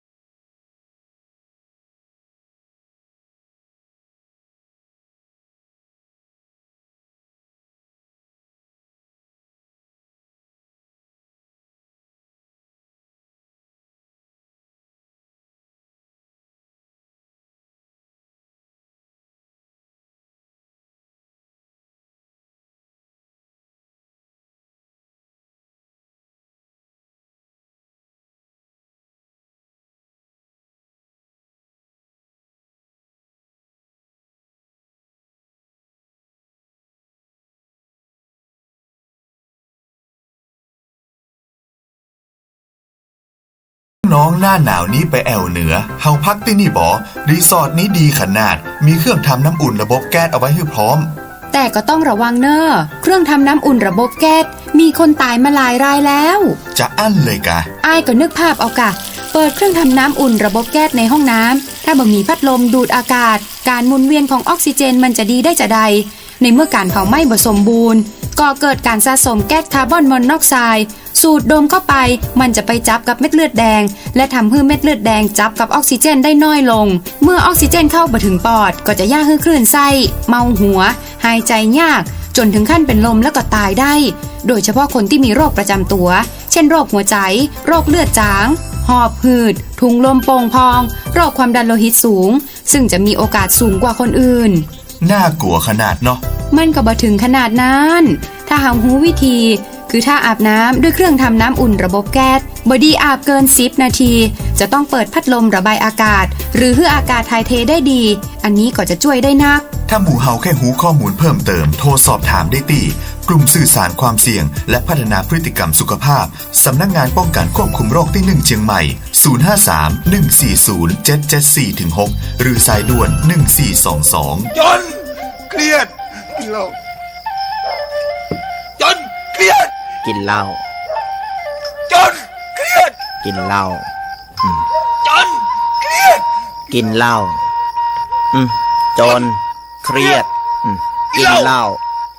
จนเครียดกินเหล้าก็เลยยิ่งก็เลิกสิเหล้าอ่ะจนเลิกเหล้าเลิกจนเรียก1669กระดูกหักเรียก1669บาดเจ็บกระดูกสันหลังเรียก1669ไฟฟ้าช็อตเรียก1669ไฟไหม้น้ำร้อนลวกอย่างรุนแรงเรียก1669จมน้ำเรียก1669ถูกยิงเรียก1669ถูกแทงเรียก1669อุบัติเหตุจราจรเรียก1669ช็อกหมดสติเรียก1669ปวดท้องกล้าฉุกเฉินมีน้ำเดินตกเลือดเรียก1669เจ็บป่วยฉุกเฉินและบาดเจ็บจากอุบัติเหตุเรียก1669รวดเร็วปลอดภัยมีประสิทธิภาพบริการ24ชั่วโมงจนเครียดกินเหล้าจนเครียดกินเหล้าจนเครียดกินเหล้าจนเครียดกินเหล้าจนเครียดกินเหล้าจนเครียดกินเหล้าก็เลยยิ่ง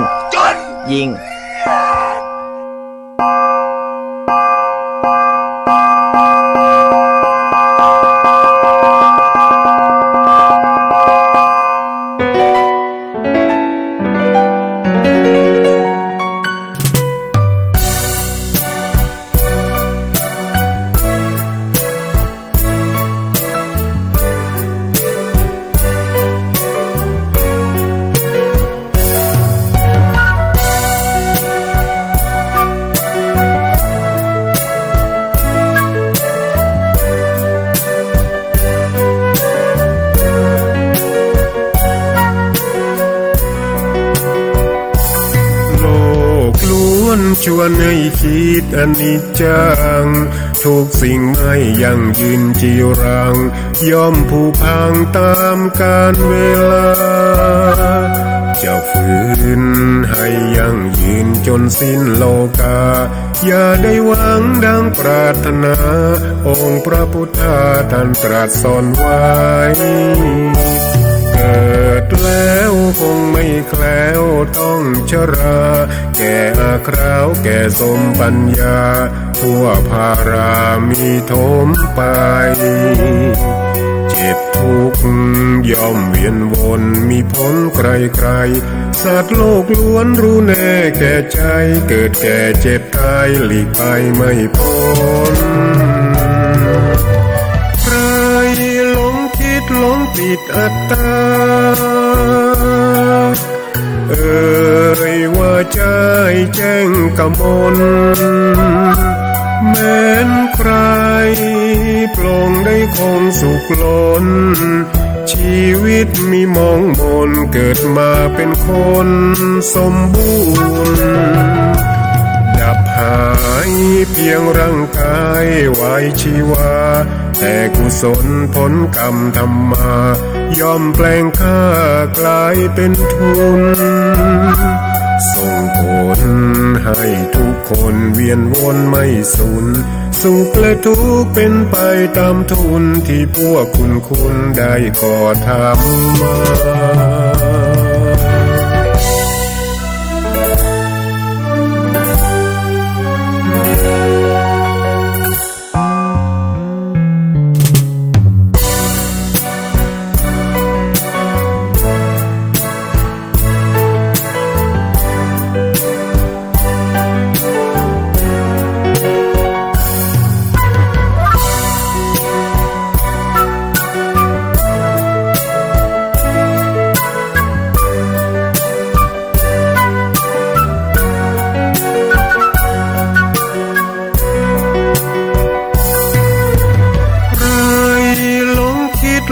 ติดอัตตาว่าใจแจ้งกมลแม้นใครปลงได้คงสุขล้นชีวิตมีมองมนเกิดมาเป็นคนสมบูรณ์ดับหายเพียงร่างกายไว้ชีวาแต่กุศลผลกรรมทำมาย่อมแปลงค่ากลายเป็นทุนส่งผลให้ทุกคนเวียนวนไม่สูญสุขและทุกข์เป็นไปตามทุนที่พวกคุณได้ก่อทำมา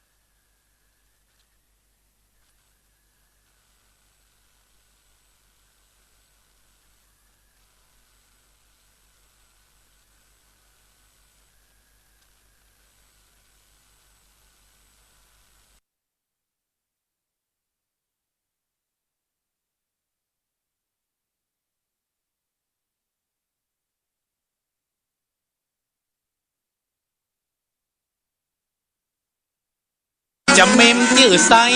ซีดี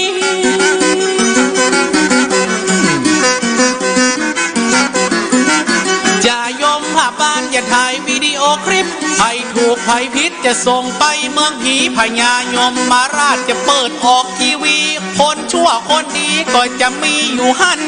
โลกมันอดห้องไว้ยุคไอทีส่วนติมมอนะจีมอข้างก็มีลายจันจิมมาดันสมัยเจนลำถึงเมืองนสวรรค์จันแก้วเป็นยอดเขาจะหูแจ้งหูจอดเป็นปัจจักหลักฐานสุดแต่ว่าจันติดวิมานเขาจะติดสัญญาณดาวเทียมอยู่หันเขาจะแปลข้อมูลหลายชาติภาษาเทวพุทธเทวดามีหน้าที่ทางนั้นบวกลบคูณหารคิดเลขหัวป๊อปันพระจะส่งไปจันน่ะได้จ้าหม่อนนะหกกับสวรรค์เป็นว่ามีแถวอินเทอร์เน็ตคนเห็นแต่ว่าติงซาอิ นตาเนลมิตจันทีวีจิตคือจันทุสิตาสุขาวดีลมมณียาอลังกะดาประดับน้อยแก้วก่อนว่าคาดใจกว่าบ่มีที่นอนอีแม่สิอ่อนไปสำลองตีแล้ว ขอจัน VIP ได้ไหมเนอะ ขอ5 ดาวไปแหละพระศาสนาก็อย่ามามองเศร้าพระทรงองค์เจ้าเขาจะนับถือพี่บ่เอาตัวอย่างดังพระโมนีแข่งเตจาริธีปารมีใหญ่กว้างวินัยปีดกและวินัยสิกขาใบลานปับษาก็จะละเป้าวังเขาจะบวชหวังรางวัลกะจ้างเขาจะเป็นมอดมังเตปัง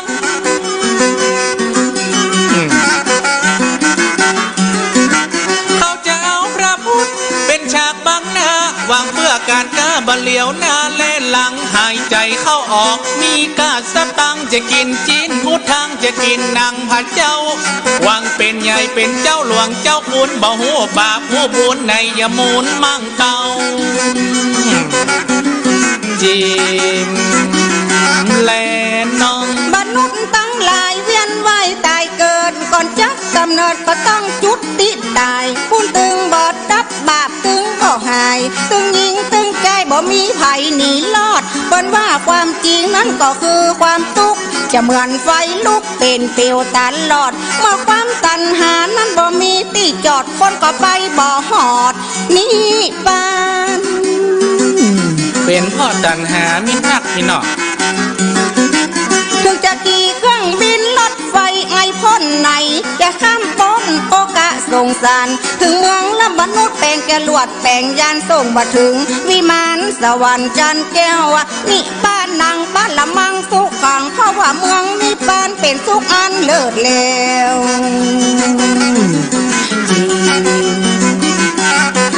และน้องเทคโนโลยีบัดเดี๋ยวนี้สุดยอดข้ามมาคึดใจฮอดเมืองนอกเมืองไกล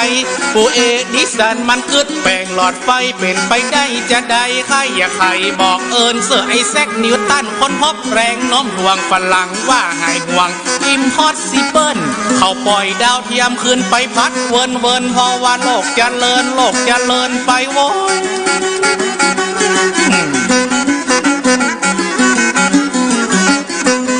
ประเทศไทยละหลังไฟติ๊กข้ายังมาอีดเลือดดักน้ำใส่กวยต้นไม้แปลกไหนก็ฟังไปขูดหวยหวังจะล่ำจะรวยอยากรวยเงินเข้าบ้านควายออกลูกเป็นหมูหนูออกลูกเป็นคนซื้อ3 ตัวลุ่มบนพุดตื่นไปหลายล้านปวดแล้วกับพุทธไปสักหน่อยเหมือนกันนะพระศาสนาจะถึงกาลียุคไฟเซนเปลวลุกในโลกโลกาหัวใจพระเจ้าเขียนว่าเย่ทำมาหาปอนพระวาสาศาสนาก็จะเสี่ยงฝูงวัญญามานที่มาลู่เต้นแก้วปากันนับวันแล้วที่จะมากินเลี้ยงจะเล็กว่าแข่งยังหูความเงียงจะมาถูกที่เมียงทำลายเห็นว่าพญามารจะปากันมากินเลี้ยงฉลองละบ่ฝูงสัตว์นรกจะลังไหลมาเกิดศีลธรรมประเสริฐก็จะมาชิบหายแต่นี้ไปหน้าคนจะฆ่ากันตายปากกันหมดความวายตกดินสุญญาข้ากว่าบัตันหันอริยะเมตไตรตนจะมาเกิดในเมืองคนลุ่มฟ้า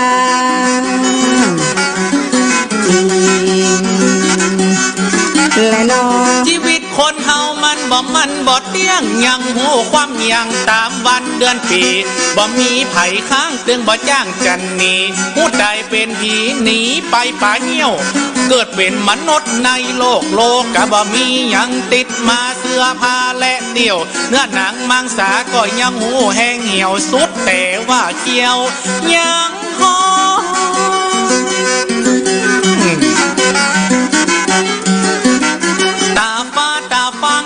ยังก็บ่ออกผมก็ยังงอกขาวเพราะขาวพรโคคะนะโมถึงจะนั่งเตียวนอนบ่มีแห้งตอนเป็นสาวจีหนุ่มน้อยอยู่ไปเตืองวันก็เท่าไปเตืองวันถึงจะตายเหมือนกันภัยบัดดันเถิงร้อยจิมถึงจะตายแต่เราชื่อเสียงเฮามีและความดีได้สร้างระบาอาแตกมั่งเลือนลับดับหายลูกกว่านางเน่า เขาจะเล่าใจใหญ่ตึงยิงตึงใจเหมือนกันจู้คู่บ่สำคัญหมอกสีอ่อนขวัญใจตายในก็ตายไปไผ่บ่ใครหูเอาไว้2 วันนอนหมู่ซับปะเลอก็จะยู่ลงไฟคืนแรกนี่ถ้าจะเลี้ยงข้าวต้มก่อนเนาะแน่นอนอยู่แล้วอันนี้ส่งของตันมีตามบุญตามบาปจะได้กินซาคาบเจ้ายังบ่หูไหนจะเหลืออย่างเดียวแต่นี่สืบไปว่าเป็นเสียงซอไผ่เปิดอยู่หันจ้องเลือดผสมซักพักผสมต่อเกิดมาเป็นจังซอก็หมอกป้อเลี้ยงตอง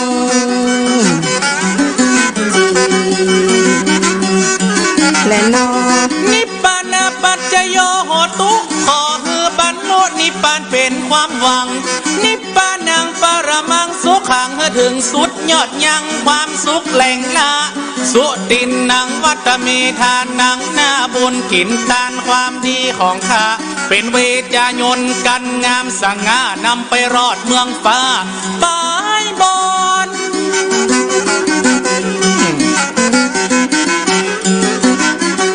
เป็นสะเปาคำลำงามเล่มกานำเอาผู้ฆ่าจู่หัวตัวตนเมื่อดับจิตตายจากมนุษย์เมืองคนอย่าไรเววนตกวังน้ำกว้างคือได้หันหน้าอริยะเมตไตรตนจะมาเกิดในเวียงใจตาจางจิมแลนอที่หัวหลวงก็จะมาพุ่งเศร้าลูกสาวเมืองเป้าข้าเจ้าบังเกยหันพอเมื่อคืนก็จะเหมือนเมื่อวันแป่งไฟ2 หันอย่างใดก็ได้ขอจักดำดินบินบนอากาศเตจะอำนาจของคนสมัยใหม่มีหูติบตาติบหันตั้งใดไก่ใกล้เปิดก็ได้เอาไว้เหมือนนานมีเผื่อหูติบตาติบบ่สมัยประเดี๋ยวนี้เนาะประเดี๋ยวมีเครื่องบินเที่ยวกลางอากาศจะไปแอวต่างชาติได้ทุกถิ่นฐานมีไฟฟ้าใจแปลงใจเบิกบานข้าเจ้าก็มาหันเมื่อคนจนได้มีรถ BTS มีรถไฟใต้ดินคนบาเก่าได้ยินไผจะมาเชื่อไว้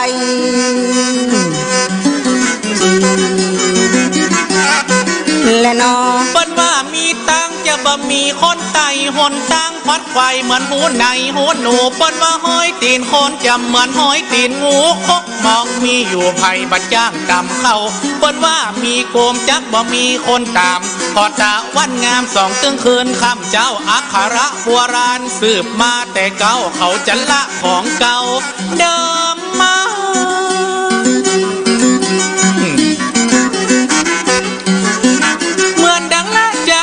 จะไปเปียเอาจูฮีดเก่ามีอยู่ไผ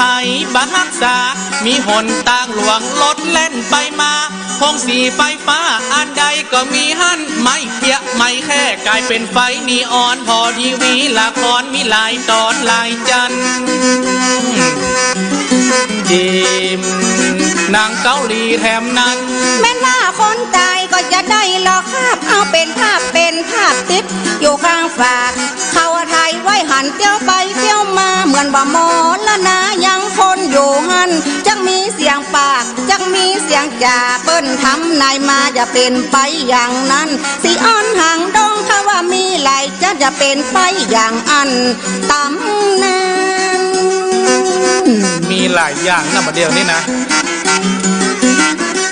พี่ปีศาจจะแถลงแปลงเพศมาสูนขับเหตุในโลกลาสงสารตึงยิงตึงใจมาส่องซัดสันดานเจ้าบาดแดดเมืองคานจ้างเคยหันกอดเจ้าขนาดว่าตอมเสื้อเขายังจดตั้งหลังตัวจะเอานักอันยังกับสมัยนี้เรา